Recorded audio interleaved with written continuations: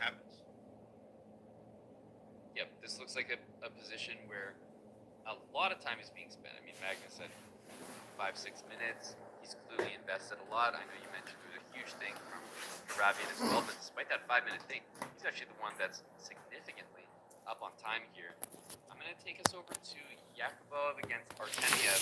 I was predicting that this one would be a little bit of an exciting game, but honestly, I'm looking at this position and I'm wondering, is this just a really long thing here? And the answer is yes. Knight to c5 has been played, and I think that Yakubov has been in the tank for quite some time just on this one move. It's a dangerous position. If you think you can castle, you at least have to be ready for the idea that black not only jump into the center with knight d4, but move f4 is always dangerous when you have your king castle there. And opening choice for this was what? Was it in English with King's Indian or what? Yes, it was. Yep, Okay. c4 e5 and a King's Indian setup from Artemiev. Interesting. Very nice. And castle, finally castles here, allowing an f4. I mean, that almost is an automatic move. But f4, of course, bishop takes c5, and then maybe white could go with g4 to try to control it. Then with h5 for black, this is going to get dicey, I believe. Yeah, I'm looking at this. There's the knight dropping back to e6 with full control over d4. You can hop in immediately with knight to d4, and of course, development as well. Often when you see positions like this, the queen can sometimes, develop like queen e8, queen h5, and then you have those f4 plans. But remember, white is also ready to potentially play d4 in a position like this, and perhaps that's even what he was considering on that last turn, and I think it gets well met by knight e4. So white has some ideas like knight d5, pawn to d4 in the right moment, bishop takes knight, but these King's Indian setups always lead to positions where you never really feel like it's just equal or anything like that. Even if the computer says equal, you know that there's big chances for both sides. And it's funny, even the +1, I think I was watching the Rajab video, it was like 3 hours on YouTube with the Chess Makes India, so I jumped in. But it was, talking about King's Indian, and even Rajabov was like, yeah, Engine always says King's Indian's worse, but somehow it's just not worse. When you're playing a human, right? Playing human is That's always right. different, always. So, yeah, I definitely like Black's chances here because it seems like obviously with the open G file stuff with King H8, bringing your rook to the G file, Queen E8 and H5 as you mentioned too. Very, it's easier for I think for White to make mistakes. Feels like it is easier for Black to actually create an attack out of nowhere. Very important to understand. 92 I do like though. Does kind of deter a little bit of that approach. Yeah, f4 is a really serious move here. It looks like it just wins material, so you need an answer to that, and knight d5 would be the only other move. It does stop f4, but knight e2 has the benefit of also taking control of the d4 square and maybe looking to play pawn to d4 perhaps on the next move. So I think those are the important decisions, and as we continue to look around here, maybe we can bring up the bird's eye view and take a look at all of the top games and the different advantages that we're maybe starting to see develop here. That Magnus game is all over the place with a king on d7. Looks like it is going to be, it's going to deliver on that wild promise that we made. Yeah, I was getting crazy. King on E2, bishop back to F6. He's looking probably to trade. We just go knight D5, allow him to take, play rook B. Yeah, that's something. Knight to 6 bishop. He might exact exchange. That is incredible. Knight D5, bishop E2, rook A to B, bishop E5, knight B6, trade. Wow. Like, I mean, yeah, okay, you have an exchange. Not that easy. And I think there's some progress being made actually by Maxime Vachier-Lagrave on board number 3 against Andrew Hong. Just with that H pawn on the king side, I feel like this is the new way to play chess. You just throw your H pawn up the board. Exactly. That's it. Very easy, guys. You just do it. Anyone out here watching, you just throw it up the board. That's it. Throw it up the board and you hope for the best. yeah, we can jump to Magnus's game just for a second before we move on, just to point out the move that's just been played, and it's Rook E8, and it's kind of a shocking move, which is why I mention it, because the threat of the last move, Knight D5, was Knight B6, and it's a little bit of a cold shower, James, when you play chess in a way where you make a pretty significant threat, and your opponent just kind of looks at you and says, "Okay, yeah, go ahead." It's like, did I miss something? What about Knight B6? Right. I had that same idea around I think giving up the exchange. I thought it was even slightly better too. It was even taking on B2, but there's probably some weird stuff like maybe you don't have to take the exchange for B5, yeah, B3 and other stuff. But giving up that exchange is very advanced here and stuff. You can't take it and try to play C3, maybe Rook E1. Your king is here. Just so Yeah, if I put the knight there, take this for example, you guys B pawn taking. Black king is quite safe, and not really anything for the rooks to do. It's the white king that is actually going to be the one in trouble with an eventual D5 later on after black tucks the king away and says, "Okay, good luck defending the position." yeah. Plus, even the queen is activated with pawn B5 and stuff like that. Yep. I like this move for F1. Just kind of sits there and hits F6. Maybe you'll play Rook E6. And rook takes F6 is also an idea that could simplify favorably. So I like your idea in that line, Knight B6. There's a B5 move coming at the end. So especially when Magnus is the one offering you a free Knight B6, you start to second guess yourself. So I suspect this is going to be a very important decision. But let's move to a different game. I want to jump to MBL's game against Andrew Hong, because we just saw the move F5 played. This could immediately hand a pretty significant advantage over to Maxime, depending on how he reacts. And yeah, everything looks very good so far. After F5, he's been building up, right? Knight G3, Knight F5, Knight G4. White was starting to take command of this position, so I think this is a move out of desperation. Very interesting. As the question is, how do we just take it immediately? I mean, obviously that's the first thought.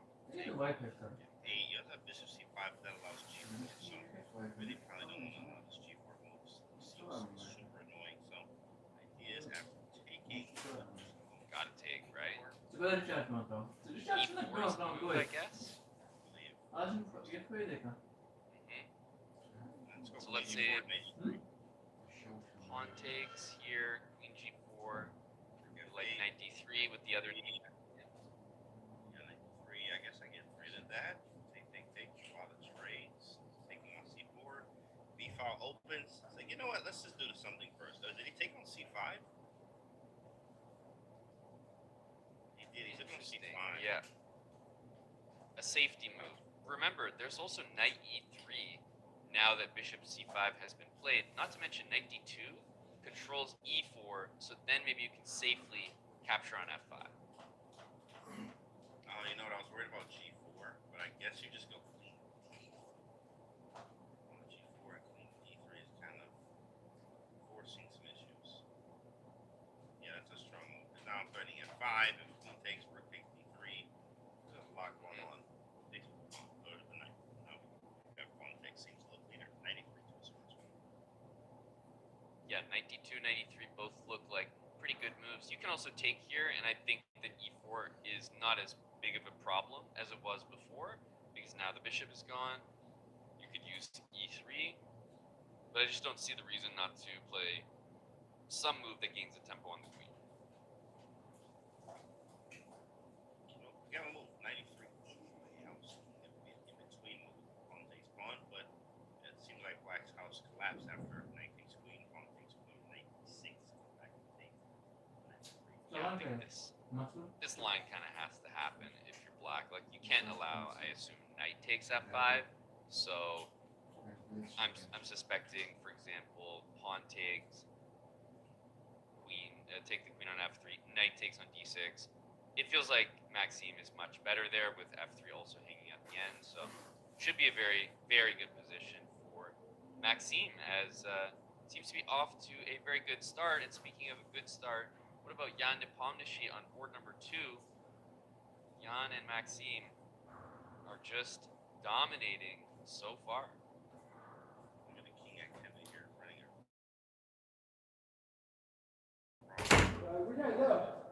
Oh! You also can go the other way. It's really about which way you put your king and boom. Plus king c6. Passing on. So knight f7. Two steps up. Yeah.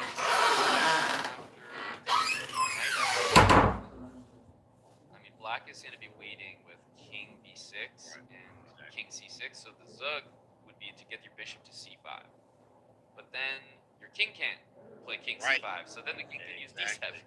That's exactly right. I was like, yeah, this is a zug that's kind of there. Like, how do we win here? I think the winning plan is to eventually play d5 and then crash through with pawn to f5. So I suspect that's what we're going to see one way or another.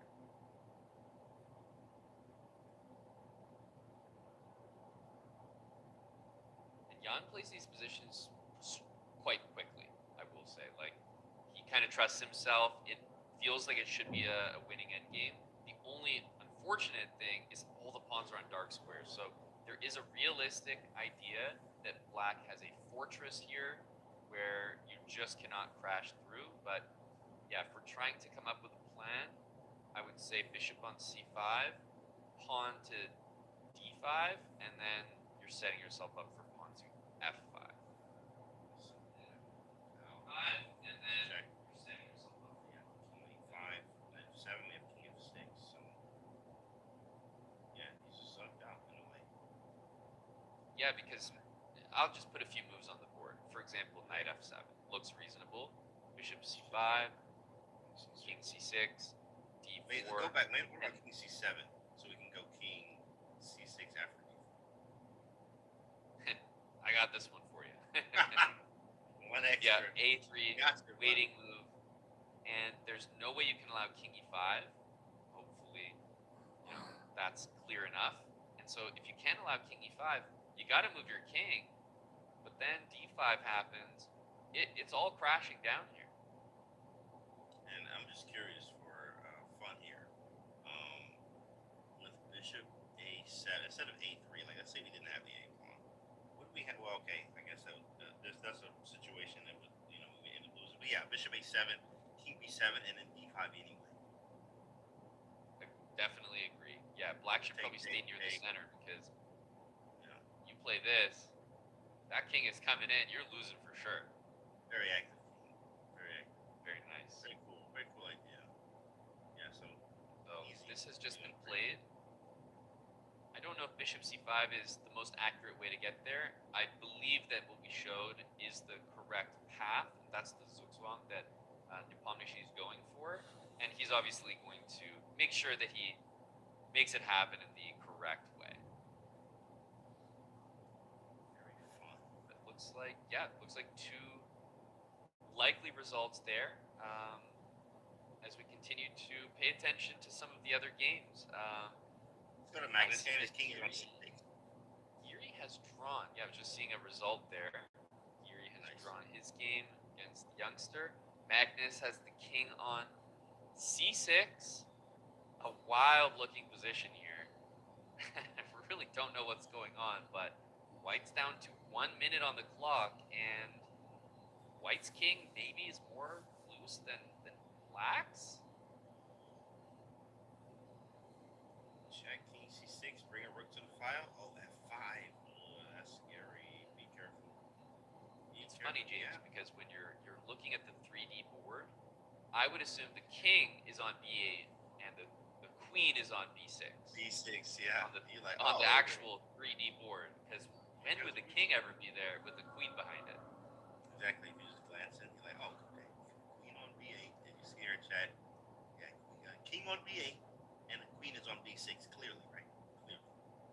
It could have been his king on b6, right? Right, chat?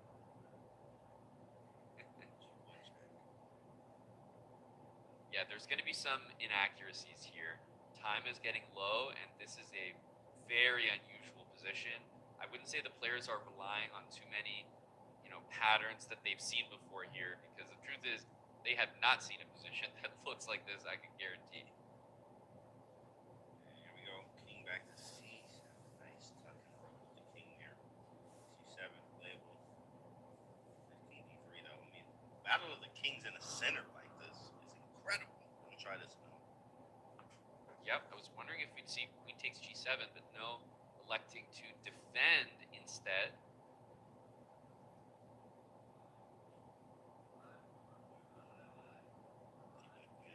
Inactive. That's queen D8. What's the idea after the takes E4?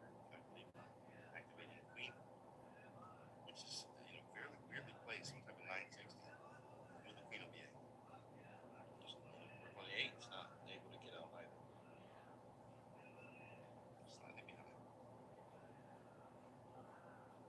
Looks like G6 was played in order to keep the pawn here, and a little bit of defense is going to be needed by Magnus in order to keep all of these pawns together and finally develop the queen and therefore the other one. Like this move, rook F6. That's a really strong. Magnus is probably going to swing his queen in and his rook over to D8. As the idea here is a very strong D4 and doubling on the F5 from Dave. Yeah, F7 and D6 and Queen C4 check present themselves in the position all of a sudden. Really strong. Magnus on the think. Queen E8 feels like a very reasonable move with Queen B5 and Rook E4 ideas, also Queen C6. So I feel myself liking the move Queen E8. Gotta get the queen active. There it is. Move's coming in quick. Queen D4 on the board. It is easy to play for white. Like, I do think that if we're tallying up the material here, we do have to say that Magnus is up a pawn, but it's very obvious what white's next moves are, and that helps a lot when time is getting low. Magnus on the move with queen E5 check. Probably queen C4 instead. And queen over to E5. Really strong. Say, get him off the board. I'm tired of this. Get him off the board. That's nice. Very nice. And of course, we have two results there. Where Magnus gets stronger.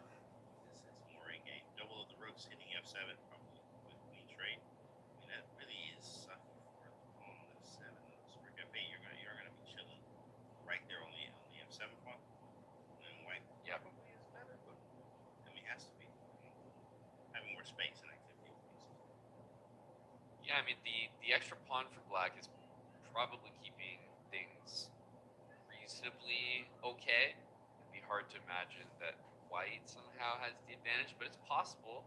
Some positions where you just get too passive are easy to overestimate. Oh, the grab and go! Wow. The grab and go! What do you think about that one? I like it. I'm wondering if the response is going to be something like C5 or the simple rook takes F7, because there's going to be moves like rook to E8, and there's all these checks like Queen H3, and yes, he is going to try C5. Let's see if it pays off. The grab and go here. White is all in now. He has to be. It's going to make it nice and interesting. Rook D8. Seems like Magnus is ultra defending. That was the move. A blue arrow means a must-play move in order to maintain that advantage. Really strong. Look at the move suggestion. C6 is incredible. I mean, the pawn capturing on C5 is just so devastating, and you've got your king and your queen in the center of the board with what, 20, 15 seconds ticking down? And he plays it. Oh man, David, in low time, plays it incredible.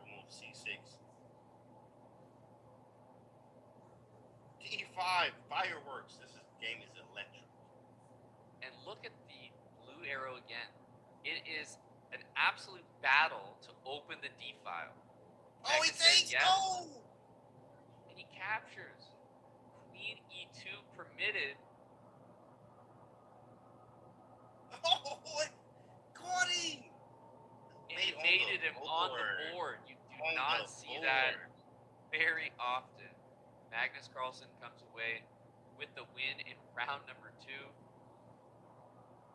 That was a wild end to that game with just pawn moves as both players were fighting for space, fighting for an open D file. And you see all the results are starting to pour in here. Man, that was crazy. Time trouble too as well. Just a little bit of time trouble.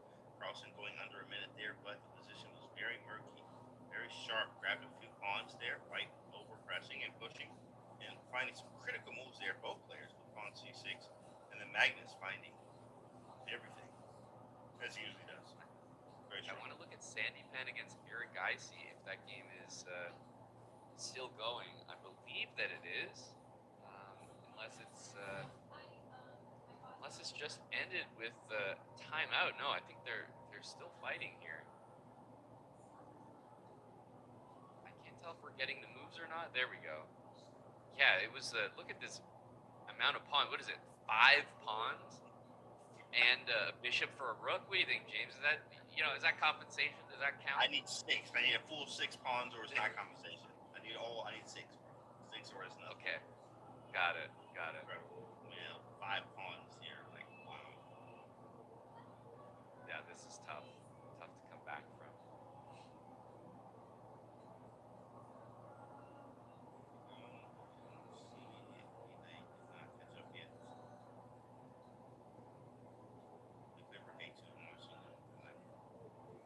There it is. Yeah, rook A2. He is going for your 6th pawn. Now he's going to lose the E pawn for this, but for a moment there it was 6. That's all I need. 6 pawns That's it. for you. I'm good. Yeah. I don't even care what happened today. 6 pawns. Ball's right there.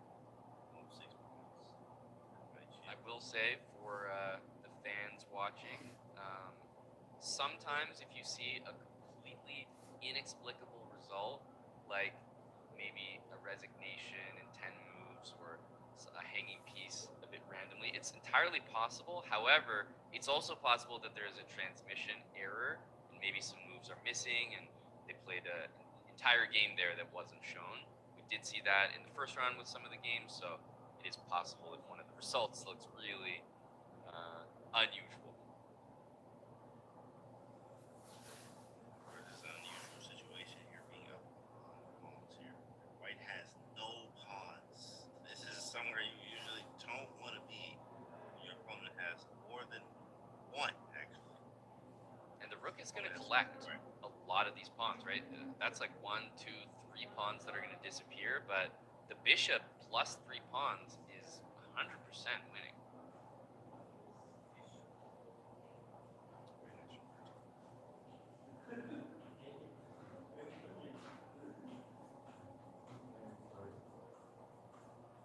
I would just take that. Yeah, why not? Bring the bishop to c4, push every single pawn in the position.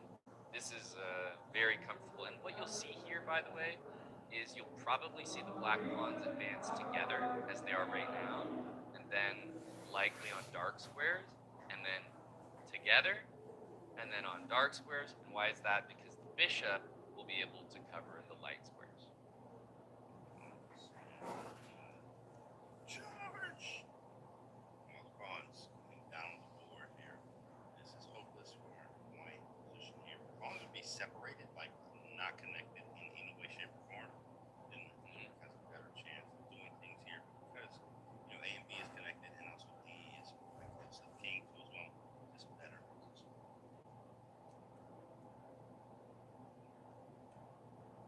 Yeah, and I think we are going to see bishop c6, probably a4 to a3. And basically, if black can achieve this bishop to the c4 square plus a4, a3, that should be a winning procedure. But it's not likely that you'll see the pawns advance, like for example b3, unless there's a very clear, concrete calculation. For the most part, you'll a3, but in this case, the bishop is pinned, so some thought here from Arjun. It's definitely a winning position, but you need to make very sure. Fast, not allowing the king to maybe cut things off. But of course, this is why you have so many pawns. You have 3 of them. Much easier for us to push through using the bishop to his checks. And even zigzagging with the king b5, over c4, push. And yes, there are 5 rounds today. In the open section, the rounds are 5 on day 1, and then there's going to be 4 on day 2, and then 4 on the final 3rd day in a row.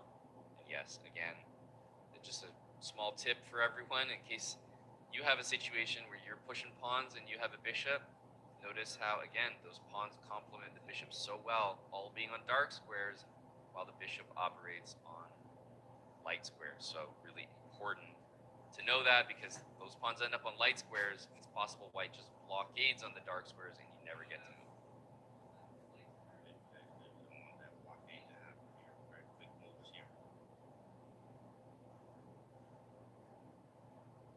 So I think we'll see a king move here, right? Somewhere? Yep. King Check c6. maybe coming next. Should be 4 check.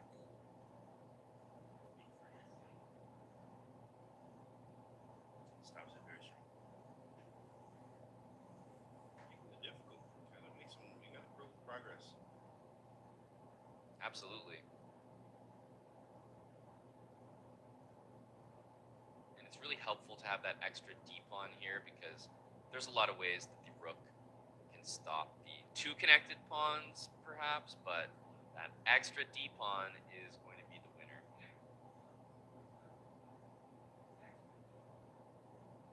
Behind the bishop once again. Or the other way. This makes sense to me. I think that the b and the a pawn are really dangerous, so by helping them to move with, for example, that bishop a4, bishop e4 idea, both look good. Bishop a4 covers b3, so it makes good sense. There we go. It's waiting for that move with the bishop a7 forward. High those pawns and easy to push them through now. And you just kind of reset a2, b3. Yeah, remember, just like we talked about, the pawns are going to advance together. b4 to b3, and then b2. And then the bishop has the e4 square. Meanwhile, the king can jump up to c5 to support either the bishop or the pawn if needed.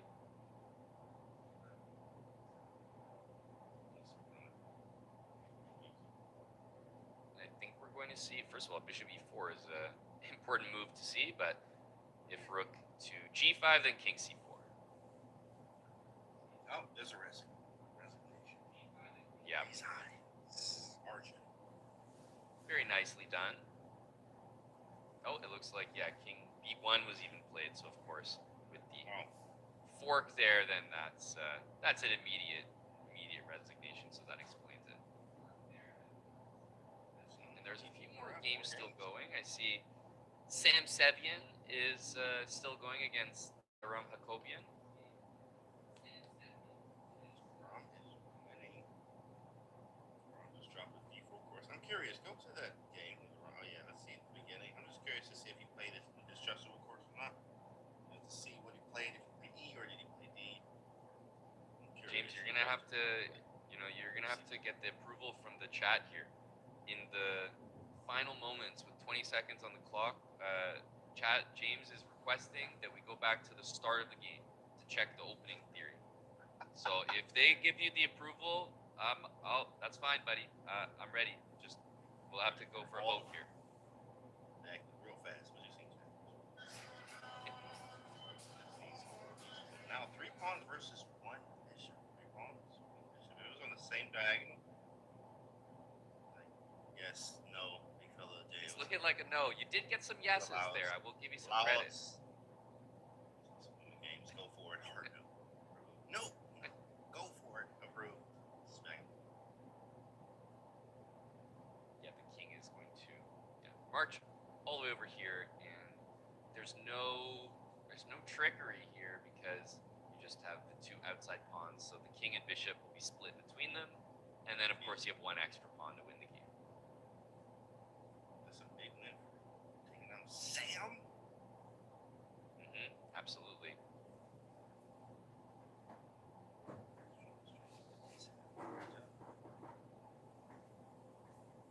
I don't think there's any moves that really make things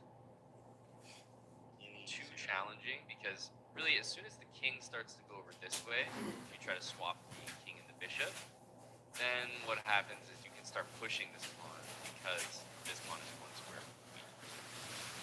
Yeah, and this is the issue. If you play this, then the bishop is going to be overworked. Can't cover both pawns. There'll be a queen there.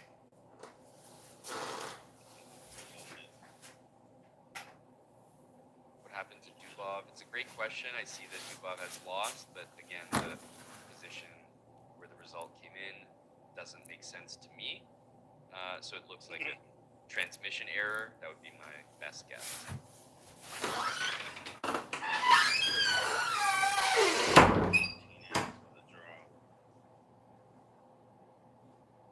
Yep, and there are some games still going. Let's see here. Let's see if there's any games in the because most of the top boards I think are concluded here. So let's have a look, see if there's games still going in the women's section as well. It looks like Hotanashvili is in a rook end game still going. Let's have a look. Yeah, there's only a few left. An event for each game. That one. Yeah, white. Assuming white's trying to queen. That's probably wrong. Bella here. I don't know that I'm ready to make a draw here. I would be feeling pretty good about playing for a win. You just have double pawns, and I feel like we're missing some moves there, or I'm not getting any moves from this position, but I'm seeing the clock do some funny things. White doesn't check as well. Probably e5 and e5. Yeah, up the board. Looks like we can move some pawns. White doesn't really have anything constructive to do, and the double pawns here would definitely have me playing on, no doubt about it. You know what I see? I was like, what's the plan? Maybe king e5. I was like, how do I free my king? But it's g5. King e5, g5, f5, then king d5. Then I can get. Exactly. Yeah, you can bring the king in here, but you could also just try to push the pawns and play rook d2. Going for e3 if white comes around and tries to win some of these pawns here. Yeah. There have been some upsets in both the open and the women's section so far. So, yeah, really not sure what is happening in this game. I might just try to another one here. Is that there's just no moves happening in that game for some reason.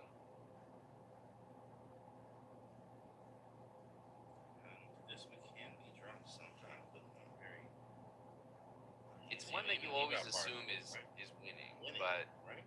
like you just always assume it is. You have connected pass pawns, but at the same time, I think the actual evaluation is that it's a draw. Rook to e6, I would expect. Yeah, absolutely. Instead. It feels like without rook to e6, how do you play the position? Progress. Yeah.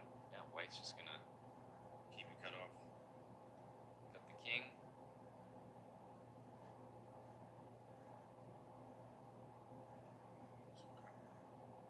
Very rare case. All right, this one looks. There's not a lot of action. It is a draw, I will say. It is surprising with the pawns like that. So I'm always hunting for the the game at the end that has the most intrigue, but it doesn't look like there's anything happening there. In terms of the Open, it does look like most of the games have concluded, especially on those top boards. And one of the games it was Artemiev and Yakuboev. I was saying at the beginning that was a game to watch, James, and it really did not take many moves. Matter of fact, I was close to the end of the game here, but I don't have to go back many moves. We actually saw the game around here, and it was that knight e2 versus knight d5 moment. So I just wanted to highlight knight d5 was chosen, but it's much worse because of the control of the d4 square suddenly belonging to Artemiev. And look at the way, James, look at the way that Artemiev kind of takes this attack to the next level. We see bishop takes, c6, and of course with f4 hanging, the knight does not have any squares. Immediately there was trouble in the position. That was really tricky stuff. Knight g5, but then knight f4. Oh, tactic to your tactic. Knight e7, tactic again. Oh man, that was good stuff. But this is a position you're never going to survive in. Not get the pieces over to defend the king, and the queen is coming into g4, h4, the dark squares. Look at this knight on g5. Oh, Yeah, and after knight e6. Check. Oh, Trying to make use of this, but a beautiful rook f6 move, introducing rook h6 to the equation, and yeah, after bishop takes on f4, I think it was finally time to resign because of a combination of bishop e3, rook h6, and both queen and bishop to h2, leading to mate or heavy material loss in a couple of moves. So Show with a nice the mate. I think that rook f6 was missed because of knight e2, bro. Knight e2. Previously, bishop let's see. e3 mate right here. Yeah, rook f6 was a miss, but knight e2 is mating. And so, not bishop h2, because a lot of people might think, oh yeah, let me do this mate, and then lose the queen. So James, that's a great call out because queen h2 and the pawn is helping make this a checkmate. Love that. That's very beautiful mate there. Knight e2 check there. Sacrifice of Mrs. Game.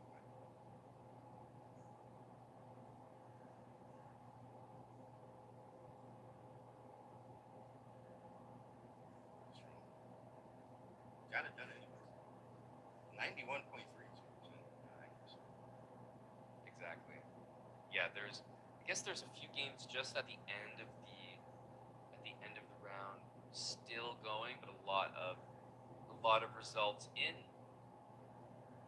Nicholas Theodorou is a 2600 that's still battling. He's playing a 2300, and it does look like he's finally orchestrated this queen versus rook bottom left of your screen there. Finally getting that done. It takes a while, but good technique shown. It is. That's tough. That's that Nevereski pace 247. Somewhere in there. Difficult, but he got the job done. Congratulations. Any more games? That was it. Oh, well, actually, there are a few left, but we're gonna check the results, guys. As Magnus wins in checkmate on the board. If you missed it there, Magnus is able to get it done there. There's no draws first. Jan with the win. He's 2-0. Very strong. Magnus 2 as well. Richard Rapport with the draw. Of course, we had Daniel Dubov losing to Dennis Godric, short of an upset there. I think Dubov match here. Anish with the draw. Grishik with the win there. Yangi wins. And then, of course, Jaime Santos very strong as well. Pretty good stuff here. Yeah, so as we see, we got more games, more obviously standings to go through too as well. Wait for that. Come on. Boom, there it is. Nihal with the dub. Haven't been speaking about Nihal. He's 2-0 as well. It's kind of on the radar. And Timur Rajabov, man. A lot of these players you don't even know are even playing, but they're 2-0 going into the third round here. Andrei Espenko with the draw there. And Ray Robson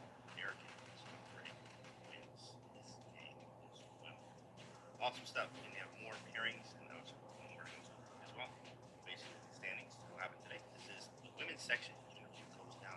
It's on the tear, actually. Take a as well. Or yes, you can win and Kusnia as well. Here, drawing with Humpy. Marika with the win and India with the draw. India always on the board there, all the way down. Muzichuk, the sisters, draw. On the next page here, Vishali. Nice. Shubulova drawing. Yana win. And of course, some more wins up there too as well. Stefanova. Good to see. Good to see. All right. And now we have standings. Here we go. Take us through the standings here.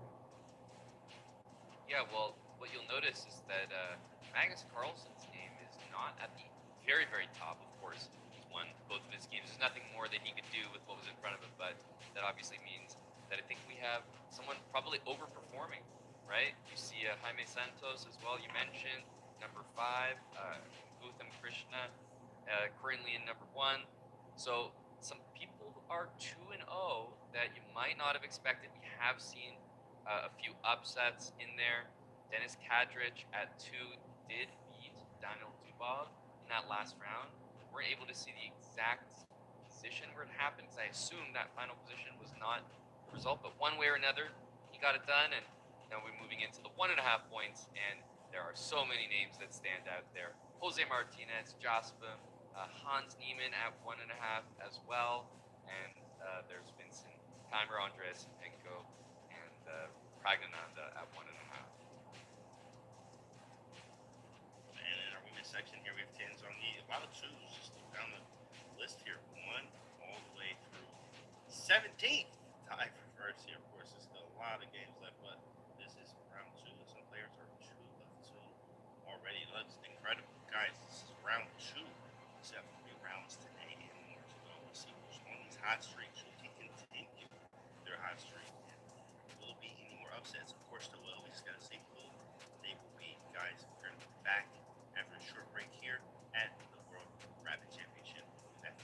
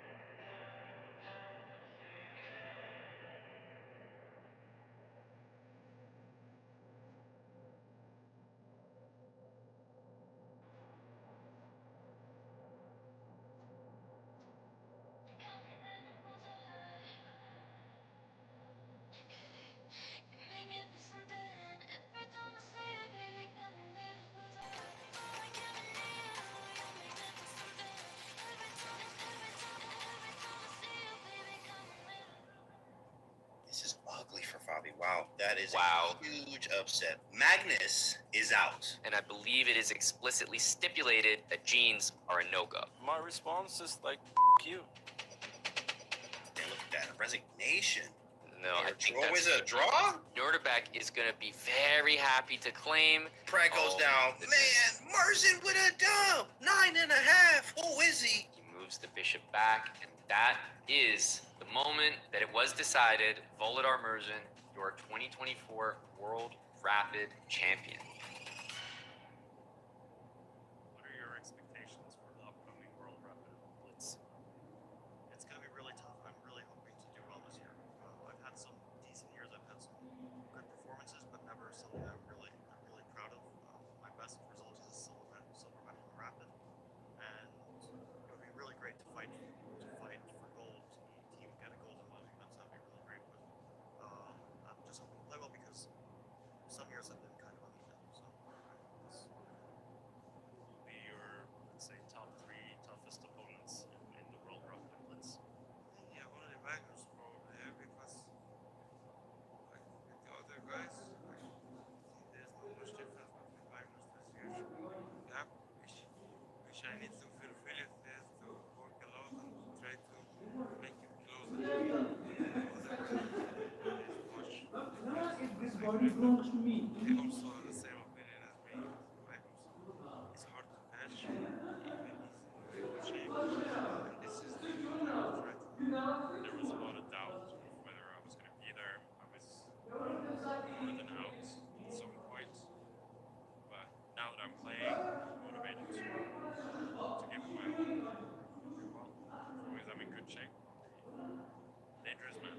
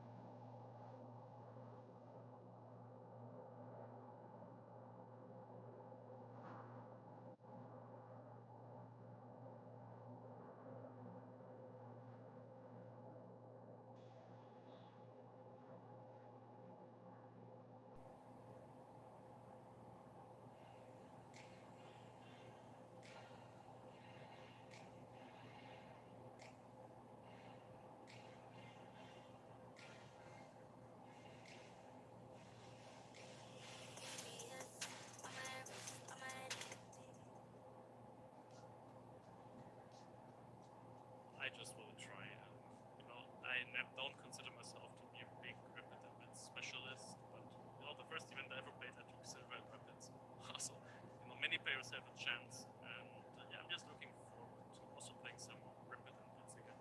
I've mostly focused on classicals, so I really want to see how well I can do those events. I think I have a good chance. Okay. To be in tournament, it's like very hard and to be lucky, but I have a good chance to play very good because surely I won a lot of games in Rapid and World Cup against very strong players. Why not get some medals in boys? So I will try to prepare very good to this tournament also, and of course want to fight to some medals. Yeah, I'll try to finish the year well first, if they say, and then the global chess again, that will happen next. I try to give my best and get some good results, My expectations, it's a fun event. I'm there to have fun and enjoy. In the winter where the whole world is kind of cold and gloomy, it's nice to be in a nice atmosphere and nice weather.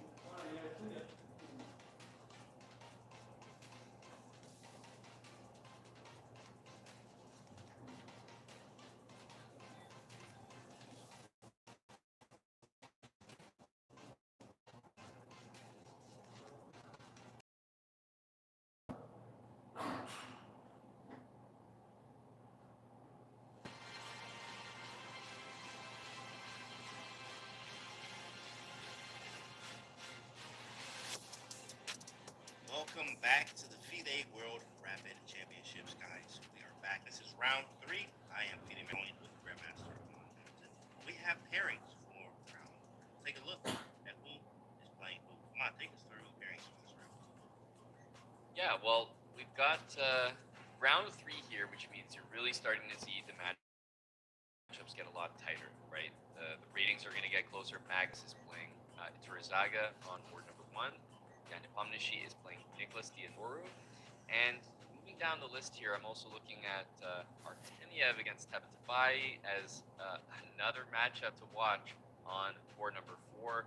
And continuing, Denis Kadrich, the upset over Daniel Dubov.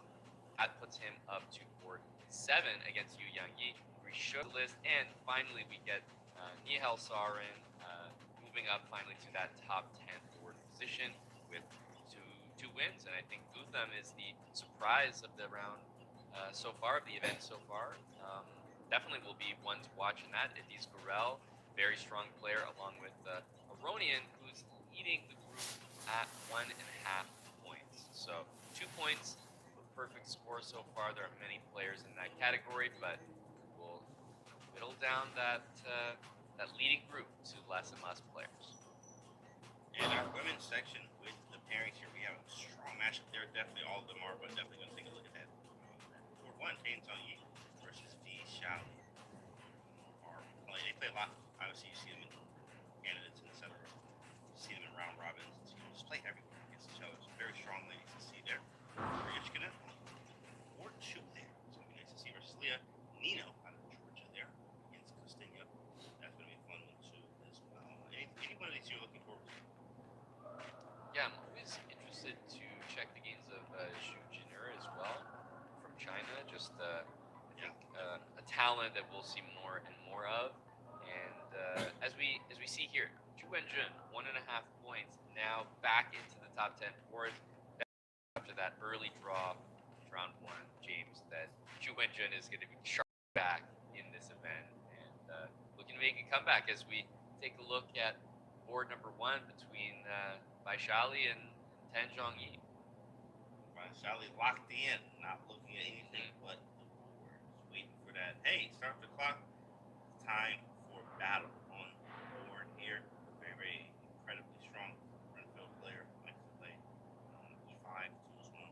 Very wide repertoire, I believe. Switching up some things lately to Tan Zhongyi. Very strong, tactical player. We'll see what happens. Torizaga here. It's a doctor. I don't know what kind. Doctor or dentist? I think he's a doctor. Recently found that out. I was like, oh, nice. So I can try Zaga here. I play Magnus. It's going to be a great game. See if we get D4 or E4 on Magnus. Yeah, I'm excited to see. This is again Artemiev maintaining his position at the top. He's always a player. I feel like in the World Rapid, Murzin, Dubov, Artemiev. These are always players to watch that might not be those typical top 20 names to think of. Here's Roger. Trying to do something with the black pieces here. Trying to do Yang. This would be a critical tournament for him. He's able to stop. This looks like Goryachkina against Garofalina. Another matchup. This is board 2 in the women's section. We'll certainly be tuning into these games. And I was thinking, James, let's start off our round here in the women's section. We have a lot of games to take a look at. The opening moves are starting to show up, so we're going to get a feel for the openings and which ones maybe look the most exciting. But as usual, our attention is drawn, of course, to the very first Tan Zhongyi and Vaishali. We got ourselves a Roy. I think this is like Smith's Law variation or something like that.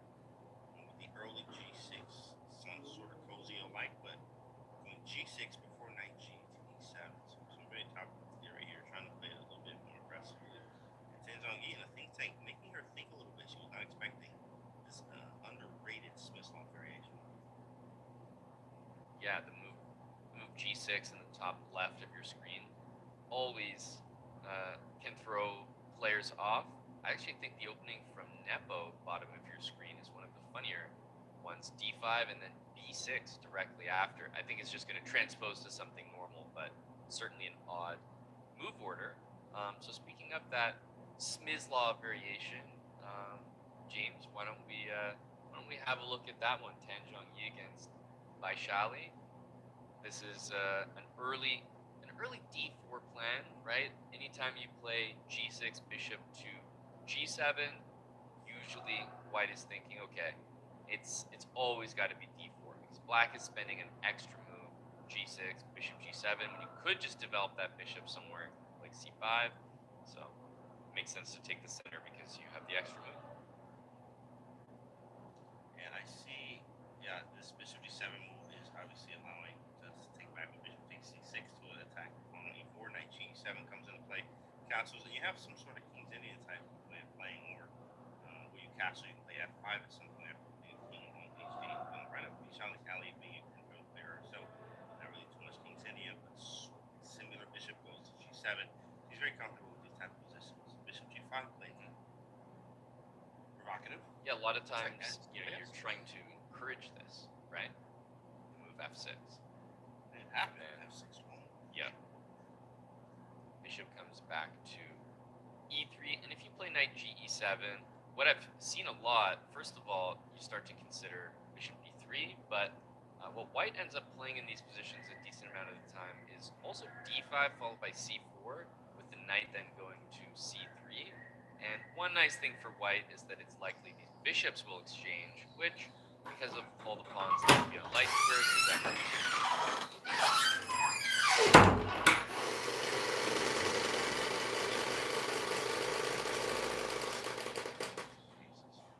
Knight can be very helpful in some situations. Also blocking the b5 plate.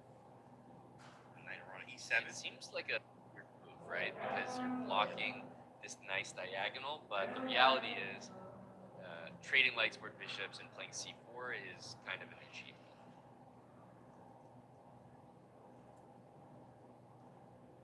And this does make sense. I was thinking c4 first, because I've seen this before. You're happy to take back with the queen here. There's an extra option of b5, and I'm kind of thinking that it actually could be interesting here. Maybe taking and then playing c4, knight c3 was more correct, but it's possible also that black just castles and then we transpose. I do like that b5. b5 is kind of cool. And black is going to be looking to break open this pawn structure, or at least push with f5, f4. Really became a king's Indian with the knight coming h6 to f7. Casting, playing f5, f4, g5, g4. I mean, sort of Mar del Plata-ish, where you didn't have to face all the other moves on the maneuvers that happen. Generally, so what happens. Now, taking on d7, the queen takes back. You've been talking about the move f5. We're all expecting it. There is knight g5 into e6. So, for example, in this position, if we take that knight from h6, and I'll just put it on f7, usually what you'd expect is this knight on f3 to move. If you don't, and you play a move like rook to e1, then I think f5 makes a lot of sense. g5 is covered by this knight on f7, and f5, f4 with g5 and g4 is all of a sudden very dangerous. So what we'll probably see instead is this knight will move. It can go to e1 into d3, and you get a position that maybe looks a bit more like this. Idea to play c5, or you might see knight d2, again after f5, planning f3, and the idea might be a little bit more like b4, knight b3, and again c5, or just c5 directly with the idea that the knight can reposition to c4 behind it. So that's most likely what we're going to see here after knight c3. It's possible that Vaishali does not play knight f7, but it makes a lot of sense if you want to play f5, because I do not like allowing knight g5 here. Yeah, very annoying knight g5. Also, even I guess on knight g4 is possible moves that hint at taking the bishop, and then just to try to gain the tempo, and then only then play f5. But again, you have to watch out for this knight g5, which is very Yeah, f5, knight g5. Usually, in many different situations where you want to play f5, we're kind of taught to play h6 first to stop knight g5. So in this case, knight f7 is the next best thing because there's no h6 move possible. Knight g4, it looks like you still cannot really play f5. So I'm really expecting knight f7. You mentioned king h8 also looks like a pretty good move. And then on the queen side, I think it's white who wants to play on the queen side a bit more, but maybe black can try to play moves like a5, b6, but personally, I would assume it's better to just get f5 as soon as possible. exactly just as fast as possible. Get it going. Okay, knight coming to e6 is very annoying, but it's not over. As we do want to get this attack going quickly. Knight f7, like get the knight off. Yeah, absolutely. There's maybe an outside idea of bishop h6 as well, something you have to consider. I don't think it's really a big deal, but as white, knight d2 or knight e1 makes sense because I know f5 is coming. I don't have knight g5 like I did before, and I think James would want to play f3 as a reaction to f5, so it feels like it is time to move that knight. Otherwise, knight would be superior.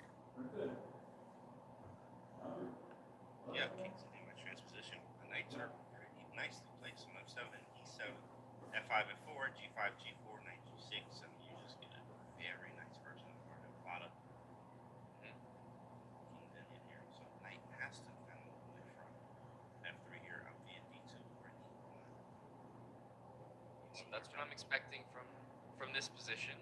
You can also take a look at, I see a little bit of I guess some exchanges happening in Kostenyuk's game as we see C5. So F5 surely the idea here, maybe directly, one way or another. It feels like we're going to see knights reroute here, and it's kingside versus queenside. So this one is certainly going to get exciting. But let's take a look at Kostenyuk against Batsiashvili. Oh, no. Board number 3. A lot of pieces gone, James. Yeah, so I was like, oh man, crazy, and then it's like, oh, it's a wrong. Okay, maybe not. Maybe not so crazy. Pawn structure damage though. I found 3, 6, 7, 3, 6, 7. Yeah, there. Some bishops. Yeah, at this point, you're dropping that on purpose. Yeah. Maybe. I'm just trying to do something. And here, what do we do, Amon? I'm trying to create something. All right. D5.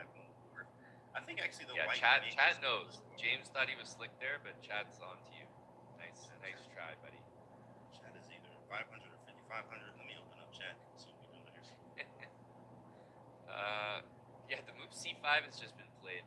It's funny because knight D4 is in the position, and I'm wondering what the reaction is going to be. There's not really a bishop H7 move the way that you would think there is, because you're not winning anything. You're just moving to H7, so you're not actually winning any material.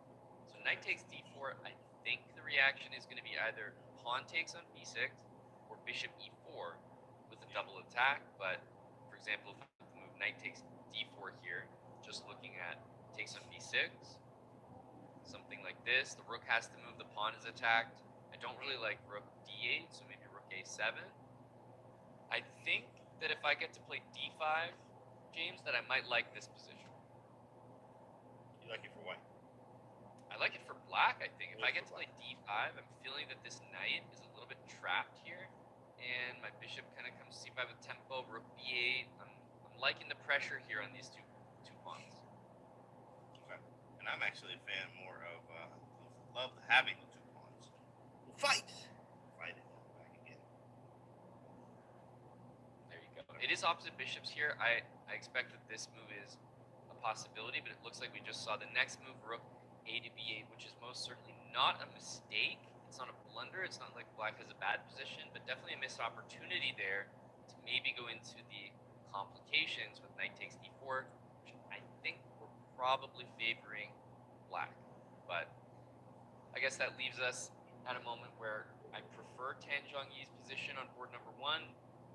Kostenyuk I preferred until this, which looks now a bit more equal, and Gryachkina's position is very equal as well on board number 2. So taking a look at our bird's eye view here, you can see both the open and the women's section games of round 3. So maybe we can jump over and take a look, James, at the open section as well. Yeah, it's gonna see that big game up there. Obviously, want to see what Magnus is doing. What's going on now? Number one thing, I mean, that's what we woke up early, ready to commentate, and that's the first thing I want to check. Wake up, what's Magnus up to? What's he playing? What is Magnus doing? What's Magnus doing? This is what would be a normal position if that knight was on C3. I feel like I've seen this position so many times. So the knight just got transported from C3 to G3, and I don't know what to think about it. We're still guarding E4, so it's not that unusual. But if I put the knight over here, surely this position is a bit more familiar to everyone. But no, it's on G3. I suppose not being on C3 gives a bit more control of the C file, but I don't know. Maybe it helps out on the king side a little bit more. Not really sure what to think of it. It's sort of Maroxy Bindis too, which is a specialty from Erigaisi, who's very comfortable in these positions on the black side. He has a lot of famous games in the Accelerated Dragon. It's the Maroxy Bind type structure where pawns on E4 and C4. So it's kind of crazy how Magnus went for something that Erigaisi is lot of experience in. So it's kind of like a challenge to like, yeah, let's go down that line. You like, you know, but it's a little bit different. Because the pawn's going D6 and E6 rather than D6 and D7. So a little bit different. He has a little bit more flexibility. I do like his reality. He can really come around with the kill position. In some cases, PC7 sort of topping off this too. So I can't break with D5. How you can do this? Lots of things to pay attention here. Love this move from Magnus. B4 though, it grabs some serious space.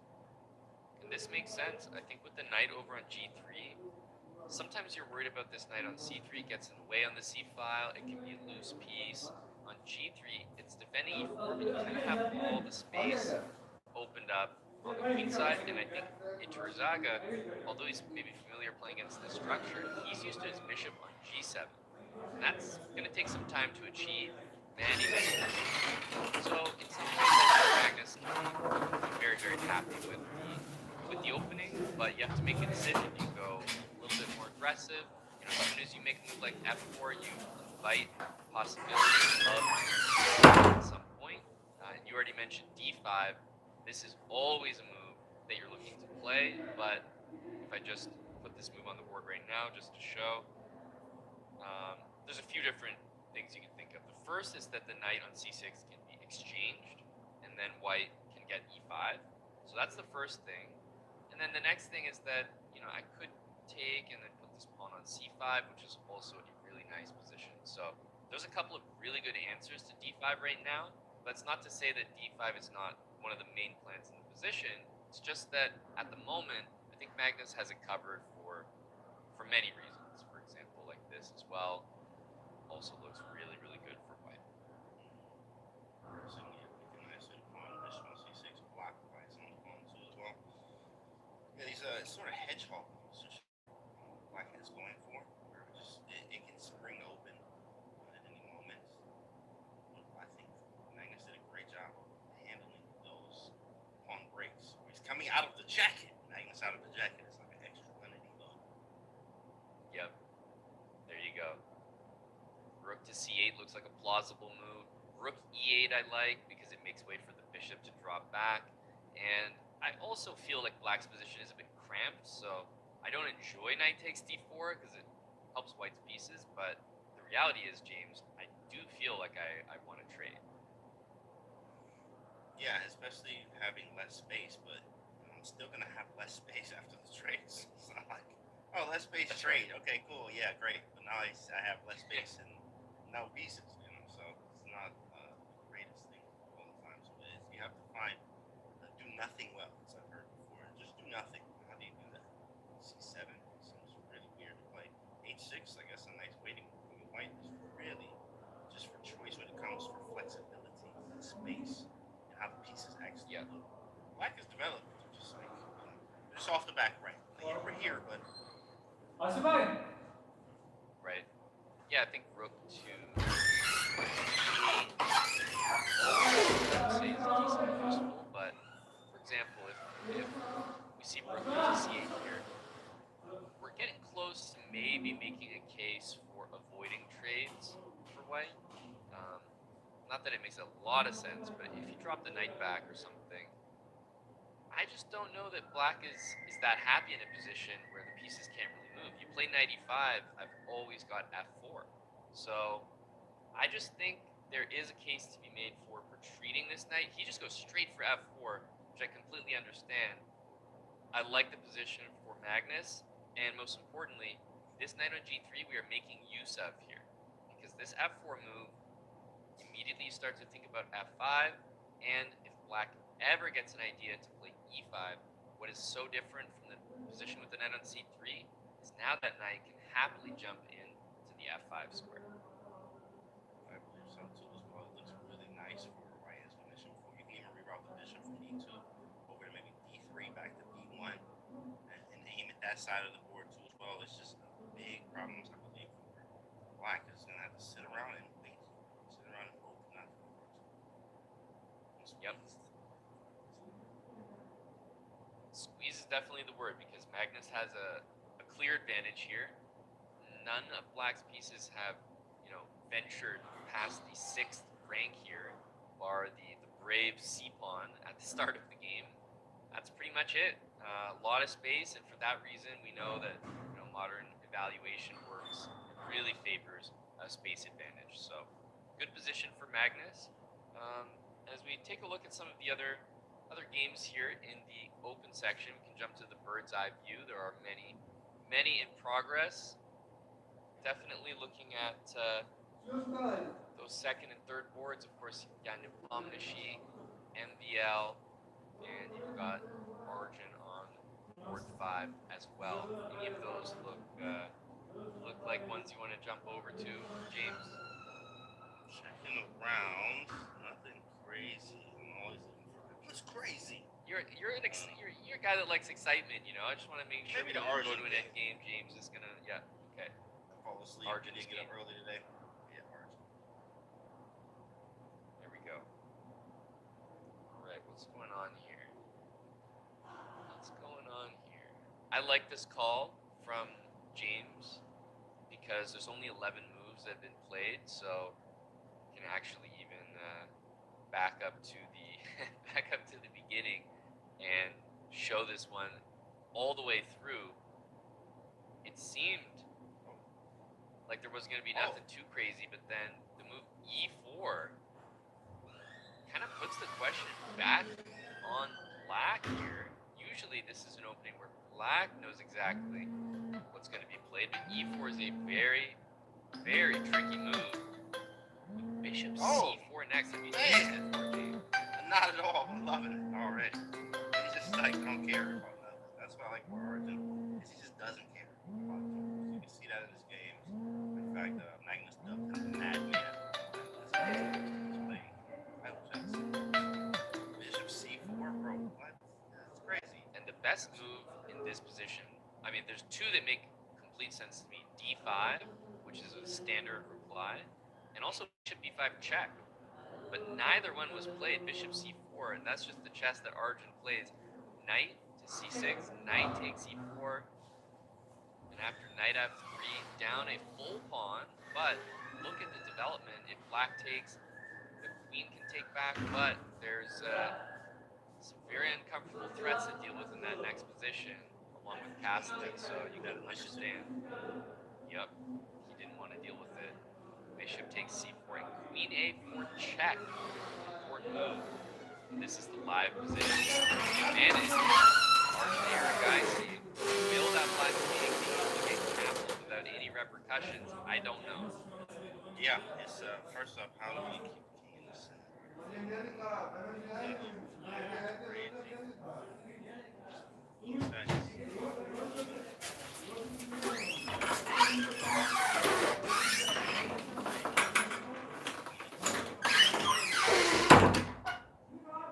Queen E2 makes sense. I have to say queen to D3 feels a bit safer, blockading that pawn. He opts for queen B3, keeping an eye perhaps on F7. Maybe there's a reason for that. I believe so. Keeping an eye on F7. Knight G5 check would be nice if we're keeping it. So rook E1 I think is important, and then knight F6 is not possible. I mean, you can play it, but of course you're going to have to take back the pawn, which is definitely not good. Right. We just want to get cooked, so play knight F6. So what else do you play? King I was gonna F8? say F6? Like, pawn F6? This is just kind of gross. And pawn F6 makes you really appreciate Arjun's move queen D3 a lot more. There would follow maybe bishop F4 with knight D6 or something. Rook C6. Okay, so now he wants knight F6. That's a strong move. Yep. Rook E6 and knight F6 are both good moves now. So let's say that I play the move bishop F4 because I want to put a variation on the board here. So I'll play bishop F4, and I'm curious what you think of this line, James. Knight F6, knight D6. Yeah. And I'm going to lose the two pieces for the rook, but I'm going to say, hey, there's no way you can castle here, and maybe you're going to lose a bunch of pawns as well. Wow, and look at this mate, knight D7, thinking you're blocking, so you can castle next. Hey, mate. Imagine getting back rank mated on the starting square. That's not a good feeling. There was a move. He played something. Bishop bishop g5. Play bishop Okay, g5 f6. just now, yeah. f6 and then Yeah, what about h6 though? maybe just add back that 4. Right, and then I would guess that the move h6 is useful for black, right? So probably a good thing to include it. It makes me think, was bishop f4 first a stronger move? Because that's on the board here. It's making me think he's going to go bishop h4 and bishop g3, and he does. This is Arjun. He's trying to play to either double these pawns or, at minimum, keep this king in the center. He's not going to stop until he achieves that bishop h4. Creating some very trying to figure out king in the center of poison arrow is not a great place to be. Well, we know that Arjun is on the attack here. It feels like the opponent, Grandmaster Baijin Shi from China, is finding good defensive moves. h6, rook c6 was a really good one to support rook e6 and knight f6. Truthfully, the evaluation might be close to equal, but it doesn't feel that way, right? Look at the time, under 3 minutes. This is just a really strong variation to play in a rapid game. Take note of that one. That was a really cool way to play against the Tarrasch, against that Queen's Gambit decline. So equal what? Equal position? What do you mean? Equal where, buddy?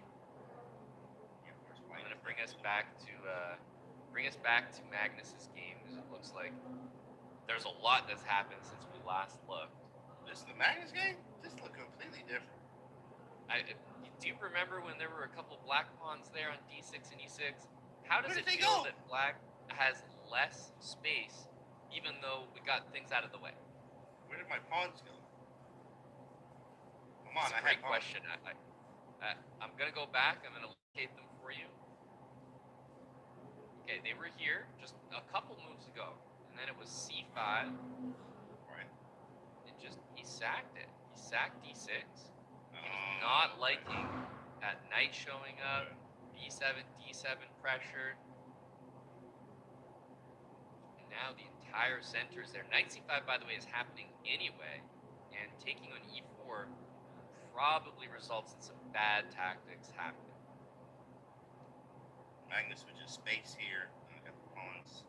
Grabbed his pawns. Much better position. Magnus looking like a 3-piece in the row. He's getting out. Yeah, wow, this is brutal. If you take on e4, you're walking into knight takes and knight c5. There's bishop d3. Just move the bishop off the f file to uncover some really unpleasant ideas on the f7 square. James, this is looking really tough to deal with. Mainly the move knight c5 is quite bothersome. It's really tough to give Magnus space. It's just that's the problem here. You want to play him on equal grounds here. Play him on something more equal. Because he's just able to grab the space and bank on the fact that you make mistakes when you have that space. That's just normal human way of playing. And yeah, Magnus is just better by a lot. Look at the time difference. All right, well let's keep moving around. Looks very good for Magnus here. Yu Yang Yi against Dennis Kadrich. Just watching these underdog stories. Kadrich, hard to call him an underdog. He's a grandmaster, but that just shows you the caliber of players in this tournament. He had a great win against Dubov in the previous round, and now, he doesn't have a lot of space either. And Yu Yang Yi is invading with the queen, queen e6, queen d7, bishop d5, and that knight, James, cannot move anywhere. You're bringing all the pieces into the party here. Really tough to do anything. 7, probably gives advantage away. So we're just gonna have to build this position here. So let's say queen 7 probably is playable, but maybe not the greatest. Yeah, I don't mind it. Don't have to. That's a great way to say it. If knight to d8, maybe then you could consider it. I think that's the move we're wondering about. Knight d8 is coming next.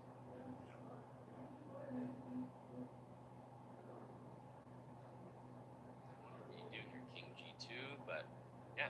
The thing is, if black plays knight d8 and e6 and d5, you can start to get a little concerned that your c pawn is falling behind. Round up the pawn here.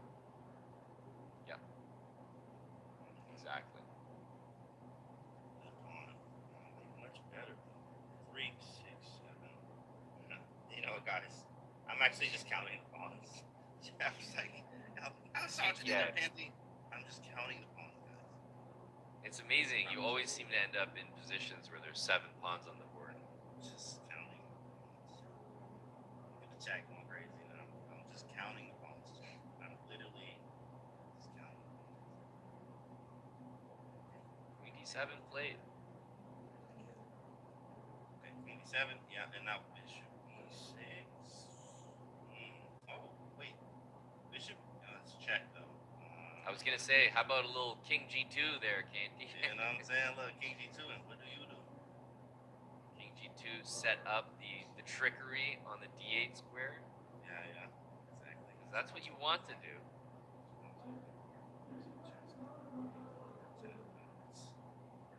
I'm not gonna lie, King G2 is quite tempting. I'm not too sure here.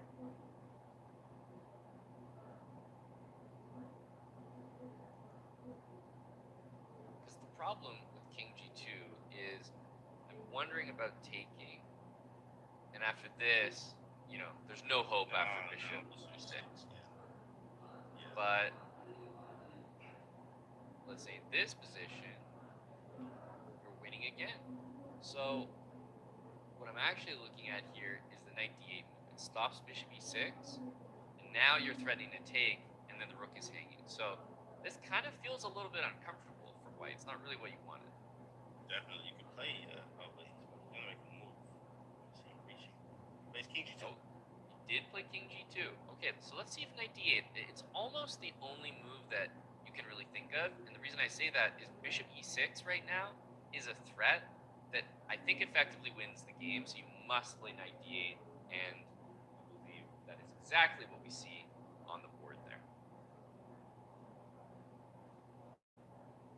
Yeah, don't think Yu Yang is loving knight d8. Bishop E6 might be the best move here, but you know, after knight takes, queen takes, you're better, but all of a sudden you have to work hard again. Yeah, question is again, I was wondering, like, how do you actually finish this off? A4, obviously, some type of idea. You play A4, try to take. You play E4, try to expand that way. It's not very easy. Yeah, but you're about to lose the game with queen takes d7, so you kind of need to take, but then all of a sudden e6 is coming.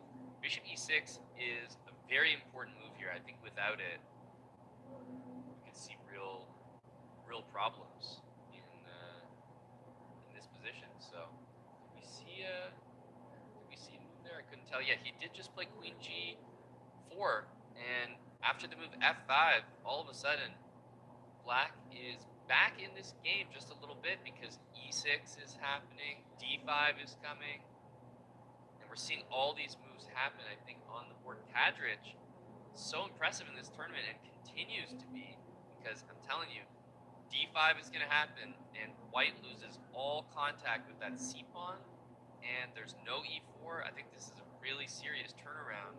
I don't know if it's winning for black, but white has definitely gone wrong.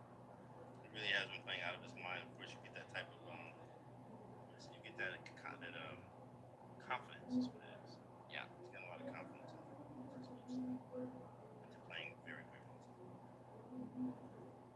Very nice. Well, let's move away from this game. There are some other games still going. I was looking at the speaking of the underdogs, right? I was looking at Gutham, who's actually technically in first place, right? Tie breaks because it's only 2,400 IM, and he's up here with the big guys. Timur Rajabov right now is not in a good looking position, right? White's knight can come to c4. All the endgames will be slightly better for white here.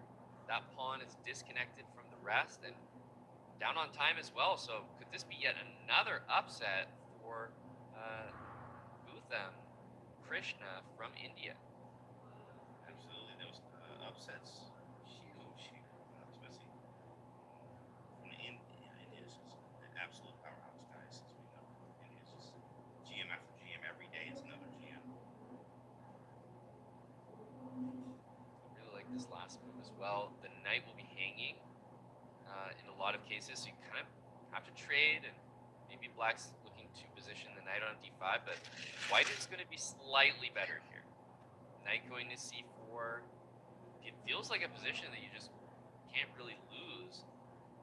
I have to say, it looks very nice so far. Rook is active on 7th rank on up time. Yeah. Especially against a player like you could black can play for more too. C5 being a little bit weak. White having one pawn on the black, it is very logical to play on.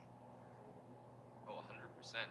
Not to mention, this c-pawn could just come under attack here. Like, if you place all these pieces on squares where you attack that pawn, probably be able to just win it. Yep. So he's going for a think here. It looks like, back on our first board, Magnus Carlsen continues to do Magnus things. I wouldn't say this is completely over, but for the standards that Magnus sets, I actually have to start saying that it is, right? F7 is a target. You have the connected pass pawns. On this side of the board, the knight is anchored beautifully.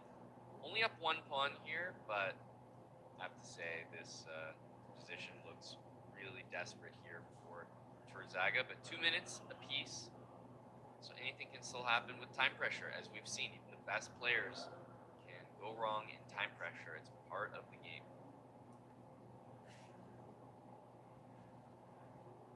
Now, I have 2 pass pawns connected. Bishop c4 is very easy to play. So I'm looking out here, hitting f7, maybe a rook a7 to follow. So the knight around, even a g5 if possible. After getting the king out of the way, bishop c4, maybe king h1, and then knight to e4 around the g5.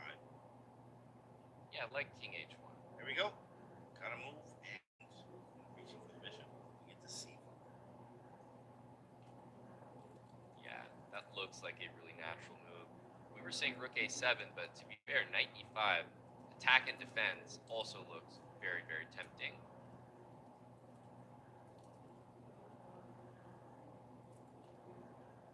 Yeah, the knight is pinned at the moment. As soon as white has time for king h1, I think it's a very good move because white is 2 moves away, knight e4, knight g5 from something great. Knight takes c4, pretty much forced here due to all the pressure on f7. There's no way you can get around this. And after taking back, a3 is loose, but remember, so is the bishop on e8.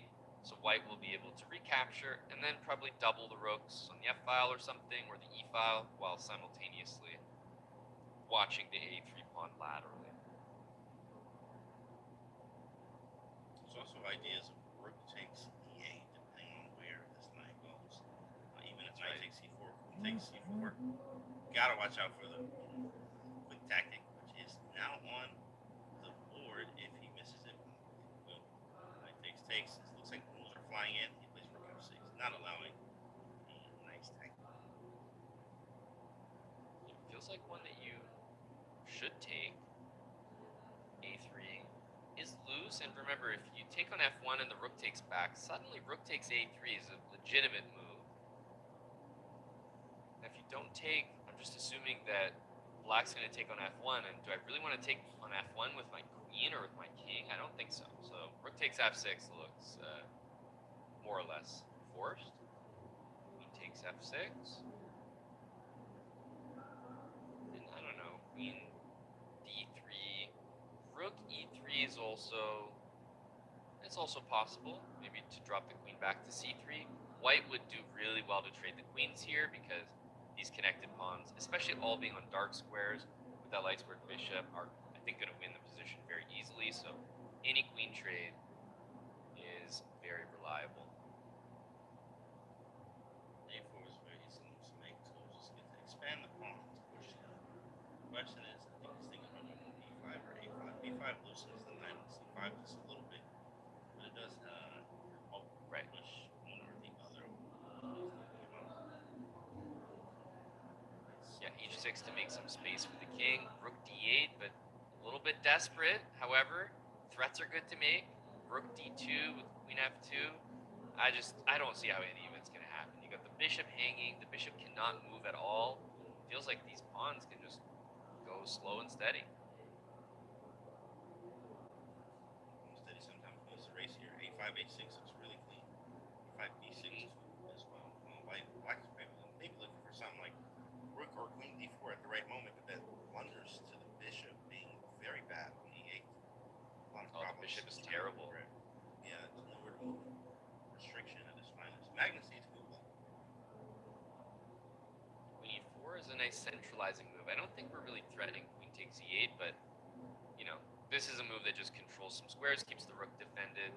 The knight is loose now, but perhaps queen to e5 or queen to e7. These kind of moves start to become available while you push the pawns like b6, b7.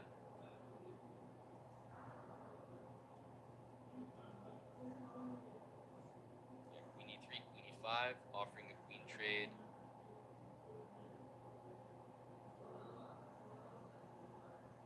It feels like everything's defended, but you also can't move. Yeah, exactly. I was like, yeah, that's a good one. I can't move anything. So h3, nice waiting move, and I need to move quickly here. Again, under a minute with 10-second increment. An update. My plan.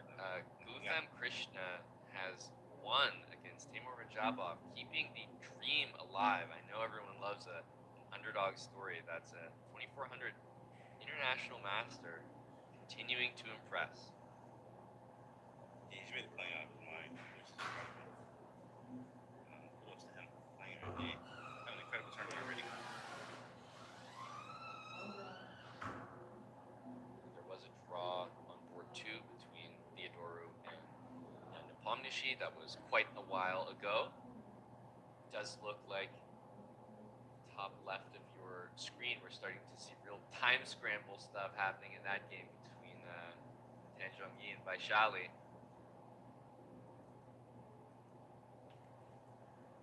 She was doing actually. I guess time is the problem here. White was slightly better between board to some part. Here we go at the board. Gotta move. Yeah, this is top board. Oh my goodness, black is completely. She won her maiden one. Queen D1. Queen D1. Oh my goodness, chat. You're kidding. We just showed up here. Oh, and look at the reaction. We just showed up. Oh my goodness. And you can see the eyebrow shrug there from Vishali, like, bro, Queen D1. And she's still in shock. Oh my goodness. Wow. I can't believe it. And the time is still ticking down because they didn't even have time to stop the clock. It's such a shocking result when it happens to anyone, but truly the highest level a back rank made is like, that's the number one thing you're watching out for. Oh man. That that's should tough. never happen, James. We showed up and that was the first thing on your mind. Said, boom, Queen D1. Queen D1, there it is. Back rank mate. And she's still sitting there at the board. Absolutely. Look, it takes a lot here to even just not knock all the pieces over right now. But you gotta remember, oh, I forgot. There's other people watching. Let me not do that. And gather myself and just walk away. Well, Way to go you know, out, no. James, maybe we got to stop doing that. You know, showing up in places, immediate blunders of checkmate in one. Then we go back to Magnus's game, and we got a full extra piece here.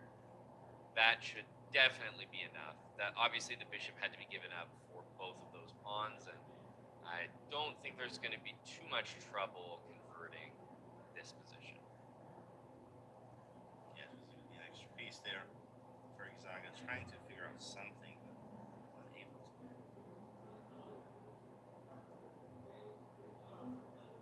So I would consider taking the knight here.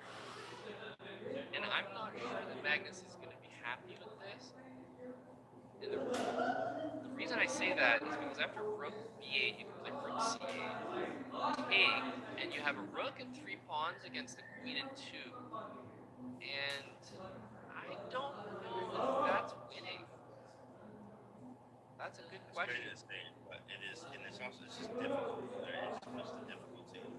Our understanding that it is a difficulty game. Yes, you can have it. You have obviously the queen versus the rook. if you're down a piece, I evaluate down a piece as way more lost than that queen versus rook position. So I feel that Magnus is going to be, unless he has some understanding of maybe this kind of position, I feel that he'll be disappointed with himself for even allowing it. But I could be wrong, and this just has a nice path forward. But I don't immediately see like a nice clean breakthrough. So this will be an interesting endgame to pay attention to. This is one of Devereski's the crazy imbalances. Like obviously Queen of Rook is a separate chapter, but Queen Rook with pawns and King Rook, King Queen, right? Rook and pawns and all these pawns, like it's different. So different here, pretty much. Good luck. Under 30, this one really is not easy. You have to get the king close. You also create some things with pawns to get Magnus to not frustrated, but not super happy.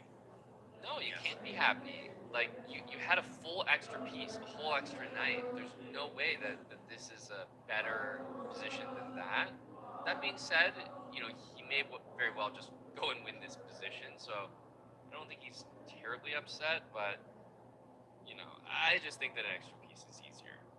So we get to see some technique. This game will not be quick, is my prediction. Maxime has drawn against Elan Pichot. Sindarov with a draw. We had Yu Yang Yi beat Denis Kadrich, that game that we dropped in on previously. Well, Magnus fights to maintain the lead in the World Rapid Championship. Needs a win to stay up with the leaders. Pawns are advancing. Yeah, you gotta advance the pawns here and try to create something. What is the question? You're shuffling back and forth. You go h5, g5, maybe. And then h5, maybe some f6 ideas at some point. It's gonna have to be some type of zigzag. Even lose something like sacrificing the queen for the rook that may be protected in a zigzag position where you win the king in game. Different. Yeah, just shuffling the rook, I think, is the correct way to go here. I'm not actually sure how you really defend, but that's what good defense is. Sometimes doing nothing is how you defend a position. If Black tried to do something here, maybe it would be incorrect. 7. All right, James. If you're pushing the pawns, what's the end goal? Because you play what?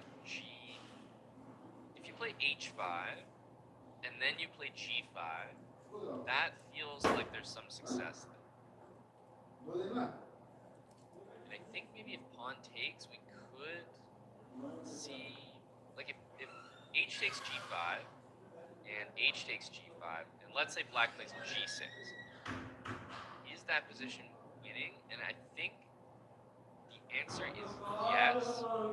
And I wonder if it's because, if White plays king e5 and Black somehow plays rook e6, that White can sack the queen, and that is a winning king and pawn endgame. Kind of a weird thing to say now, but I think that it might matter. And this move that was just played on the board h5, I think it also creates winning king and pawn endgame ideas. And I think those are going to be very important. Goes king to e4. So obviously there's a check available. Where's the king? How are we evading the checks? There's one. You don't have to worry about losing the h pawn because the white queen checking and taking this pawn is going to immediately be over. So Black has to eventually bring this rook back a8 would be my thought, or over to f4 or f5. So I think that's the idea. I don't know how successful it's going to be. Remember, the king can also go kind of like underneath in this position, like down to the 8th rank and to f8, for example. And you got the checks coming. He attacks the rook now. So play.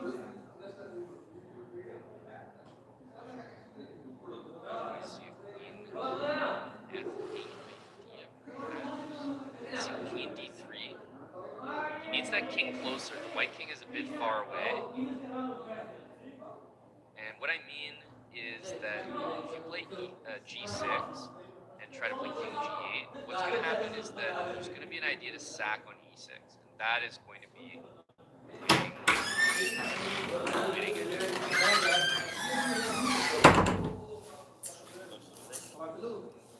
Yeah, I think this is definitely a win.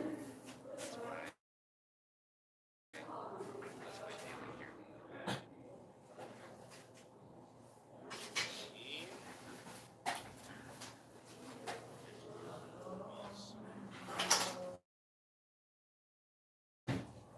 C3 definitely. This way we go check. He's not ready yet. Still some technique involved. Check. Oh, a lot of techniques still. So you can't use the E6 square, but the king is obviously going to shuffle. I feel that there's a way to make this rook potentially run out of squares, because one thing is with this move, for example, this is sort of what I mean. Rook E3, there's queen D4. Rook E1, there's queen C3. Rook D2, your king gets closer, and rook E6 is that very important queen takes E6. And this is what I was talking about, but just beautifully precise execution of putting that on the board for us all to see. Grandmaster Magnus Carlsen. Just beautiful. Resignations. Puxa pra ver. Come on, guys. Wow, that was really nice technique there. I think let me know when actually he doesn't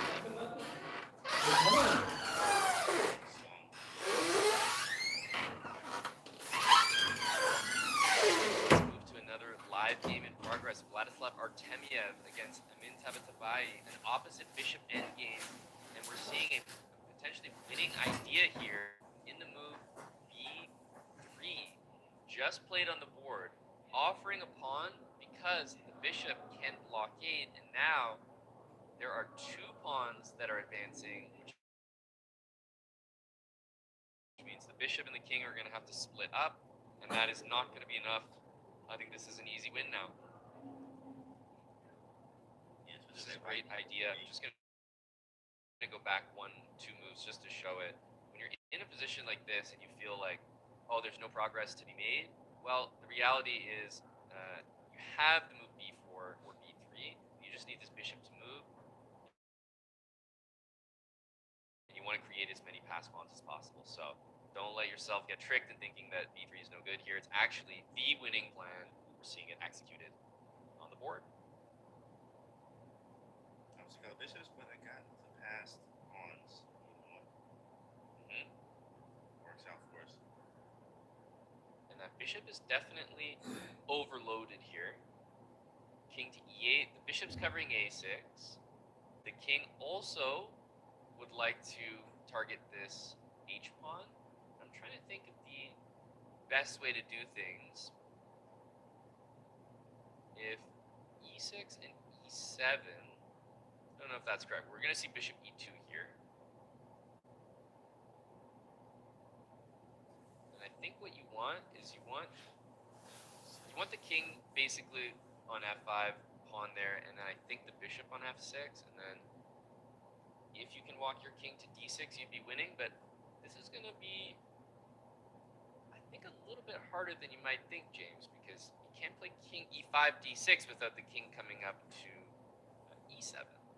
So I think it's going to be quite specific.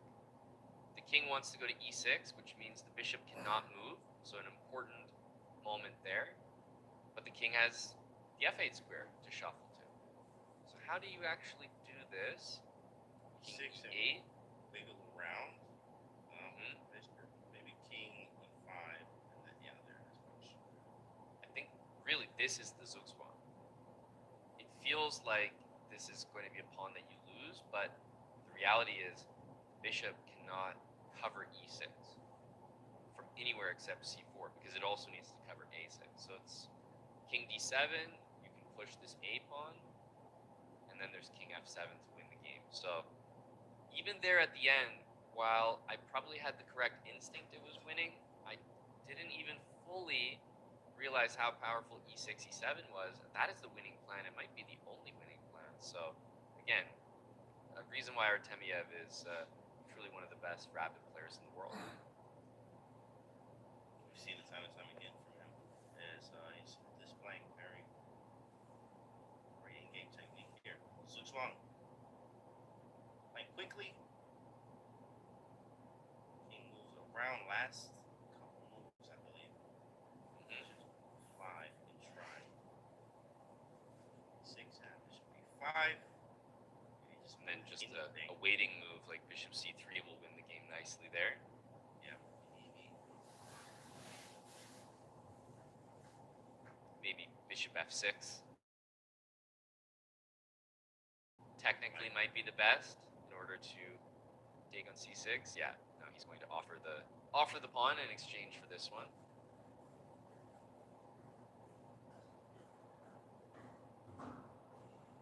waiting move. I like the patience he took here. Patience, he took good move instantly. Bishop f6. Arjun Erigaisi is still playing, by the way, against Bai Jinshi. Up a pawn, though, and appears to be completely winning.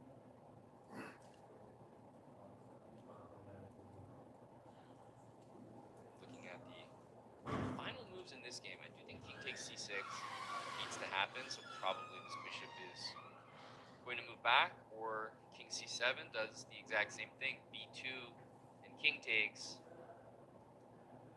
should get the job done, and here there is king to d7. Yeah, king d7 I think is the one of the simpler ways to do it. Anyhow, a win there for Artemiev. Nicely done. And we can check out Arjun's game, which I believe is one of the last games, certainly on these top boards, that is still going. See it. Arjun finishing the job. We saw this one earlier. Remember, Arjun was playing that really interesting. Oh, it looks like it just ended, by the way. Yeah, the result doesn't show up here, but luckily we have the live cam. They were setting up the pieces, so it's already over. It makes sense. The final position is looking grim. But remember, this is the one where Arjun played that interesting line, and we really didn't see Black Castle in this game, I'm guessing. So he ends up converting. Trying to see which games are still in progress.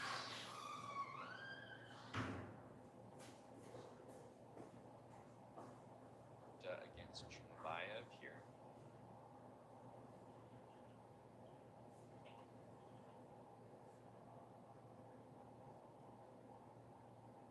This is round 3 though, guys. Round 3 with 2 rounds left today. Chat. Yep. There's 5 today. There's 4 tomorrow, and there's 4 the day after. That's for the Open. And of course, we have the women's running concurrently, which does not have the same 13 rounds, only 11 rounds. So we'll follow a similar schedule, but of course with less rounds per day.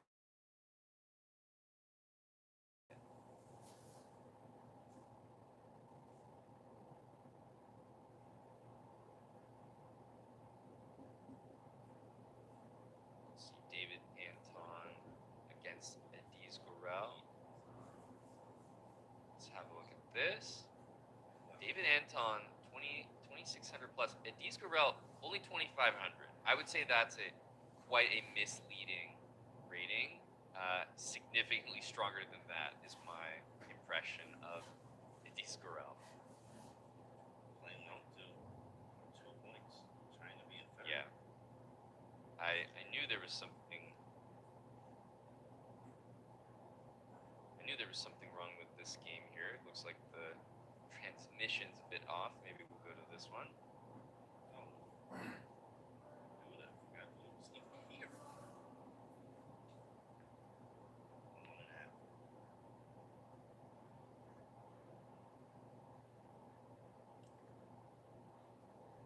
queen endgames are so difficult to even begin explaining. It's like sometimes the correct way to play these is to like have your king like in the opposite corner. My goodness, it hardly makes sense. Yeah, queen games are obviously one of the hardest to play and figure out, especially figuring out where to trade, how to trade if possible. And also, I mean, black could be the one slightly better here with this extra pawn. I mean, the extra pawn, but the pass pawn is a little bit further down, fourth rank rather than the fifth for white. Probably just going to be checks into oblivion if I'm able to get It feels like it. Should be. Yeah, if the queens trade, it'll also be a draw, is my understanding. Like if, let's say, black was to block or something, the pawns should reach at the exact same time because the moves will be identical at the end. Yeah. Queen. Crazy.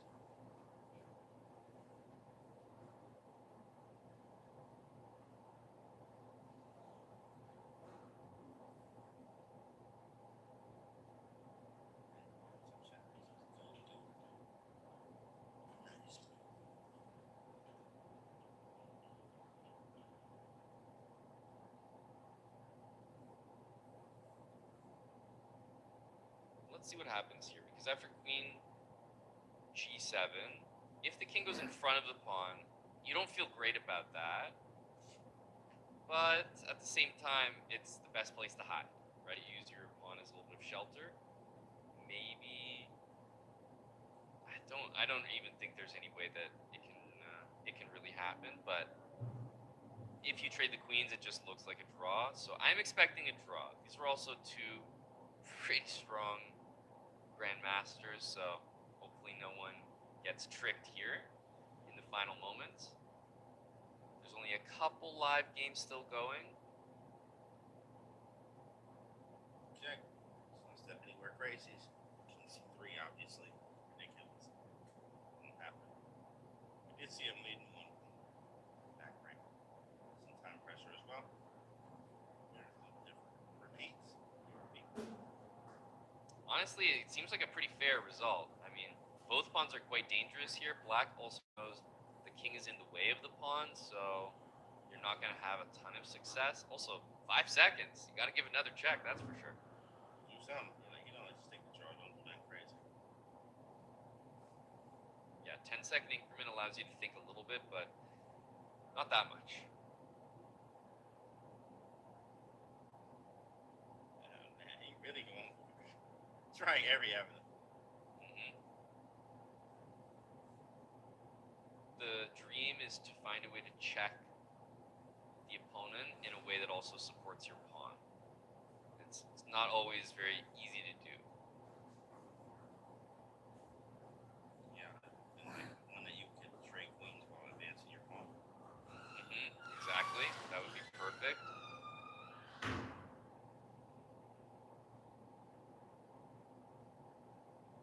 It feels like we're looking at a position that we really expect to end in a draw, because at some point you kind of just have to resort to checks. And there is one c6, kings, or king f3, king f2. King f2 trying to push. Unlikely to be a winner check. Yep, queen back to d4. And again, king g3, queen g7 might be the repetition. King f3 just doesn't feel like a good move because then you can't move your own pawn. So I understand not wanting to play king f3 there. The only other move that saved the pawn is this, so threefold repetition looks likely at this point. Let's try again. My king checks me. Sort of the same.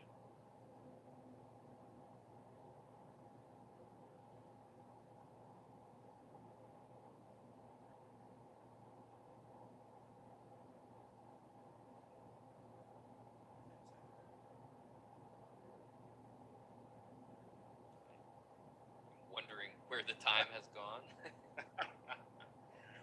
It's like did not move there. Just kind of maybe it was a draw. Maybe they agree right here. I Like, think so, yeah. I gotta pronounce this game drawn. It looks like we're about to There get it is. threefold, and there it is. Yeah, Yeah. there it is. we have ourselves a draw there. This is the both sets of pairing, basically standings are happened just now. Round. Magnus Carlsen wins. Of course, that was a beautiful game that we saw from Magnus. The technique. Artemiev with the win. Got some draws in there too as well. Erigaisi with the win as well. And lots of people heating up on some streaks now. Yuyangi with the win. Risha beating the beast out of Alipan Asperan from India. And of course, then we have our Rapid Championship standings. As we see, whoa, it's a switch up there, huh, Ahmad? To see maybe depending on the pairing, who's getting higher, but Sina Movahead is number one, and also I've been pointing out, but Gutham Krishna is the most impressive for me that's in that group with 3 points. So we'll be paying close attention to see if that amazing start to this tournament can continue. And of course, with 2.5 points, there are so many strong players there. As Hans is now moving up into that group, right? The 2.5 group that's chasing the leaders. Yeah, and then on top of that too, in the other half too, is still another 2.5 group there, all the way down to 32nd place, which is crazy. A lot of people that choose there, anything can happen. You lose a game, you really just go to page 2 or 3 in the standings, all the way down here to at 45, 46 place too as well. It's crazy. Here's the pairings in the women's crazy back rank thing there against Leah. And Rika for India wins. And then on the other page here, Rhea with a draw. She took the sister there. Draws almost all the way down on this page, which is incredible to see. Not generally something you see a lot. Stefanova. Wow, she wins. She's doing very good, as you see somewhere to the top there. Actually, 3 out of 3. Incredible stuff here. And there's still 2 rounds left to go, at least today, that is. There's a lot of chess left still, guys. If you're hanging with us, amazing. Not come back. I don't know if you're hearing this right now, but if you are, come back and hang with us. We're still going. We have stuff to do. Still more chess to be played, guys. This is 3 rounds of World Rapid Championship by today here, and we have actually 2 more rounds to go. So we're going to just take ourselves a short break. We'll do the same. We'll be back.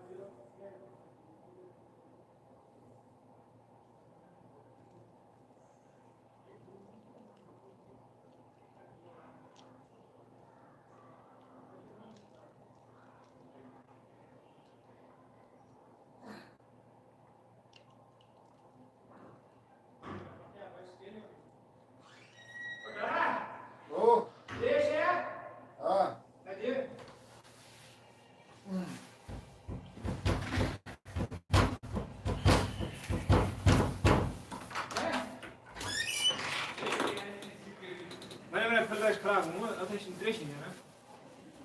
Nu pe cine e aici. Nu te uiți caracul. Gurnava, ne su se kisko, che...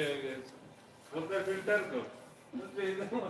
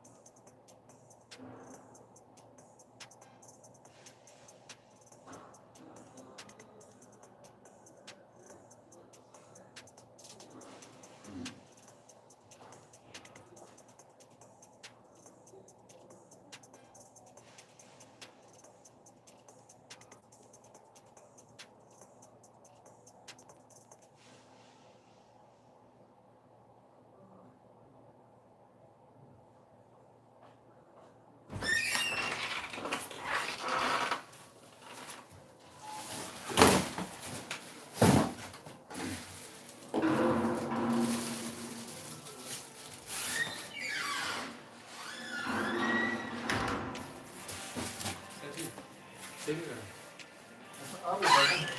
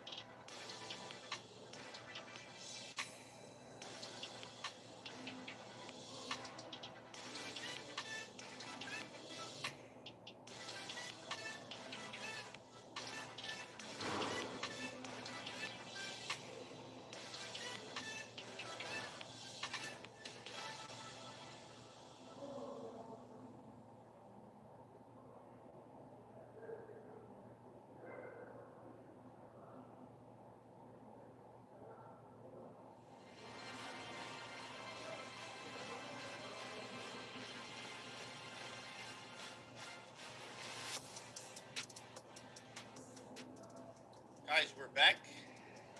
Listen, are you still with us? Amon, are you still with us? We here, of course. It's round 4 coming up here of World Rapid Championship.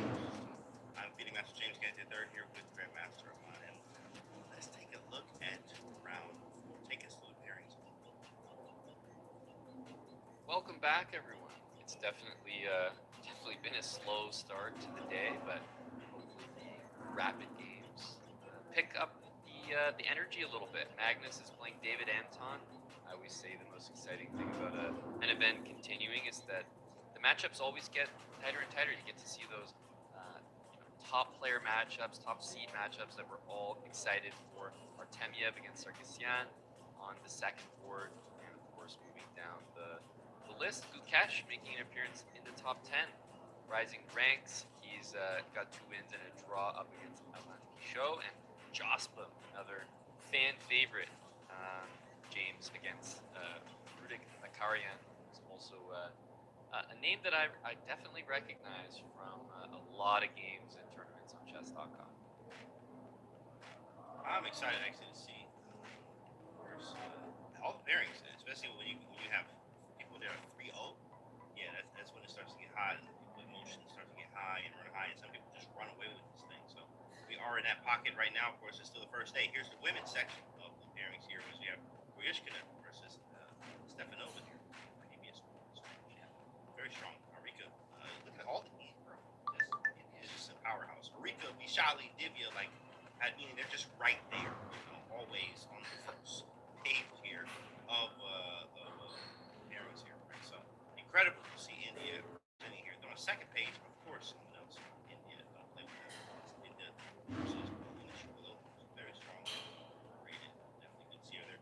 Ju and Jun playing too as well. We got Magnus on the screen here, ready to go. Boys versus David and White pieces. David and having an incredible tournament here, especially when you're able to face Magnus. Means you're doing something right. Yeah, the only time where you can say that it really doesn't tell any story is maybe in round 1, where anyone could get paired against Magnus. But then, for the most part, if you're playing Magnus after round 1, it's always a good sign for your tournament, or it's an absolutely terrible sign for his. Man, as we see here, David Anton is calculating already. I think we've noticed this is probably the way to go. Magnus already calculating. What does David Anton play? And I know in game 5,000 is he probably played this. It's thinking about all his games. All however many he has in database, Magnus is recalling them. Right? And Artemiev continues to maintain his positioning near the top of the standings. I also noticed Ju and Jun not on those top boards because, again, suffered a draw in round 1, but also, James, a draw again in round 3. So just falling further and further out of contention, needs to put together some wins to end this day. That's going to be tough to do, but it is very possible. So if you don't have a hot start, sometimes the cycle just kind of kicks in, or it's the other way around. We're like, you know what? I'm cool. I've let my guard down. My emotions aren't as high as they anymore. It's very jittery when you first start. Just kind of got the kinks out, feel a little bit better. And we have a already on the board. Looks like knight f3, and Magnus the big thing. Knight f6. I guess knight f3. We might have thrown him off. Yeah, I just want to double check. The only reason that people start with knight f3 is to get you on a move order. I mean, the move knight f3 for the most part can be a calm move. You can play g3, bishop g2, but a lot of times you play it to get someone in a certain move order. Maybe after knight f3, if you play d5, your opponent plays d4, suddenly would you have played d4, d5? I don't know. So if you're the type of player that has specific things that you like to play against certain openings, knight f3 could throw you off in terms of the transposition. So it's always a move that you need to take extra time against in the opening to make sure you're not getting tripped.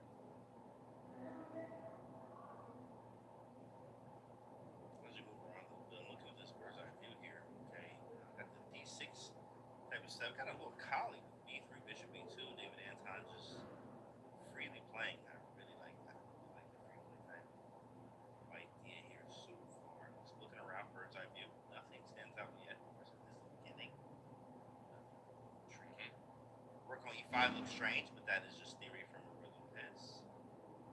Exactly, yeah. The most interesting looking positioning of one of the pieces is, in fact, the most common of maybe any of the positions that we're looking at here. We've got both the open and the women's sections on the screen here. The top 3 boards in the women's on the top of the screen, and then the top 5 boards in the open section.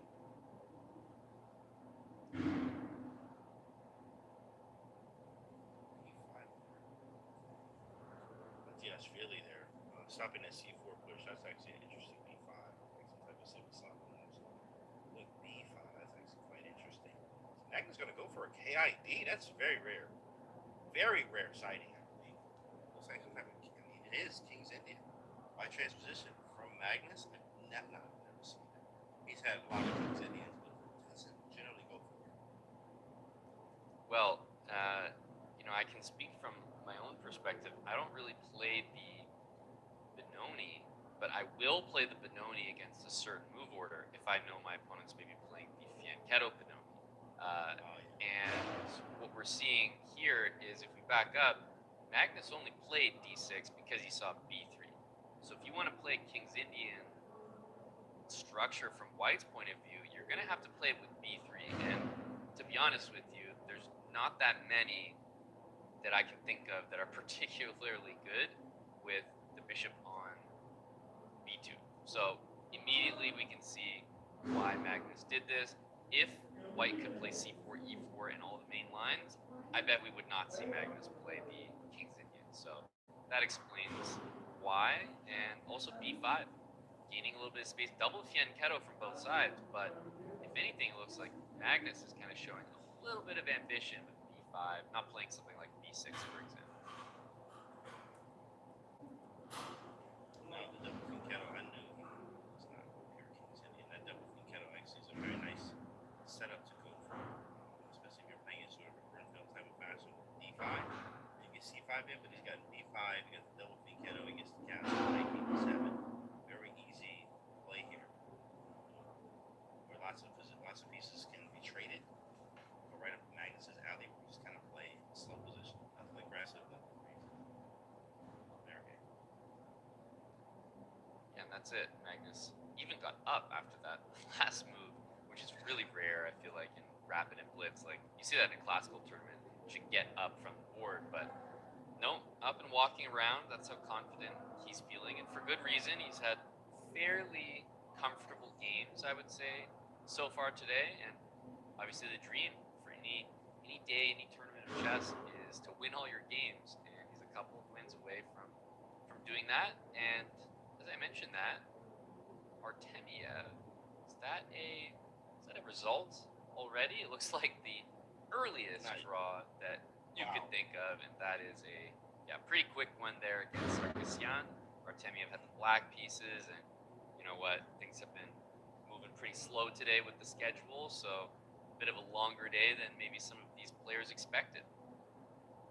Like, yo, bro, I'm just gonna. You wanna draw real quick? Let's go get some lunch. Get some lunch real quick. The lunch draw, the lunchtime draw. Yeah, that's what it looked like there. Yeah, we haven't been able to check in as much with Gukesh. We can do so right now. One of the things about the position that I think that he's playing here, I'm just taking a look at it. Yeah, it is this King H2 idea of F4 type of position where you know exactly what the plan is. This is a position that is not trying to disguise anything. H3, King H2, you want to move the knight and play F4. So White is being very upfront with the plan, but despite knowing it, James, it's still pretty hard to deal with. I actually like this idea to the C4 and E4 with the clamp in the center. The problem obviously is the D4 square being a very ugly square for White to deal with, and Black has control over it. Well, in a lot of cases, I mean, this is very Vienna-ish where you're arguing the King's Indian attack too, which, of course, the Chess Pro channel has some speed runs on that. But, of course, with Knight H4 and F4, I actually had some students that told me, like, oh yeah, watch the Chess Pro King's Indian attack speed run, and Knight H4 was an idea, and I'm like, yeah, you're actually correct. You know, watch the right one. So, otherwise, how would they come up with that one? You know, I mean, Knight H4 is not a move you just make up. You don't make up, you know what I mean, right? It's just a Chess Pro specialty in the King's Indian attack. So, Knight H4, and I'm playing ideas with F4 and F5, even G4, G5, but Knight would be kind of loose over there and hanging to some weird tactics of the Knight on F6 moving away if the Knight on H4 is happen to be undefended. For instance, if we go Knight H4, F4, he takes F4, and Knight on H4. Yeah. It's weird moves, so it's a lot to think about. Yeah, I can put some move on the board here, like just to show Bishop B6, Knight H4, and if Black continues to kind of make a whatever move, maybe Knight D4 even. I think Canty's referring to. G takes F4.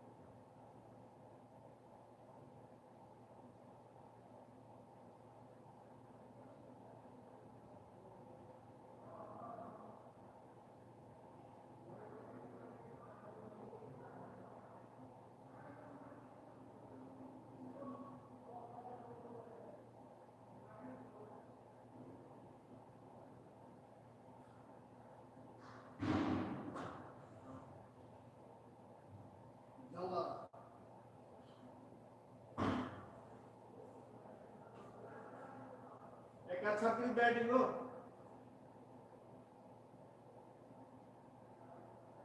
yalla yalla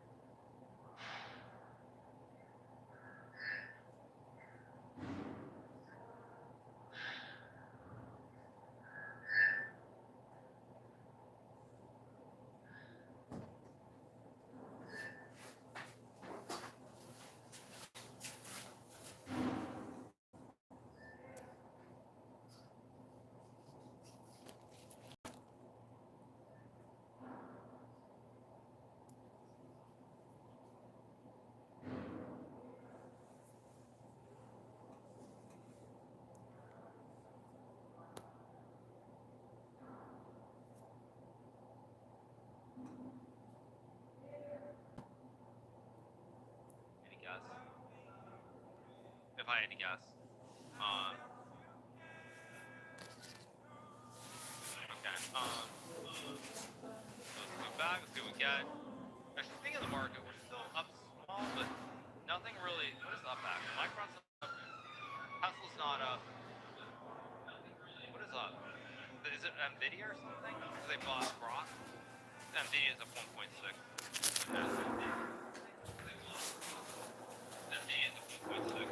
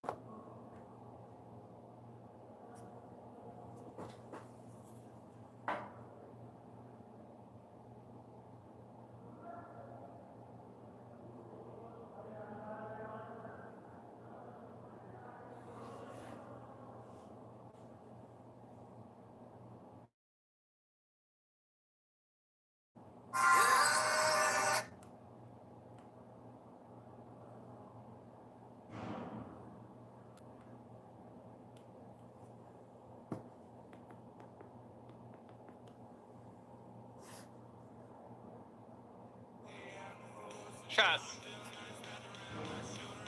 I mean, just. Yeah, okay, let's go back to the other games.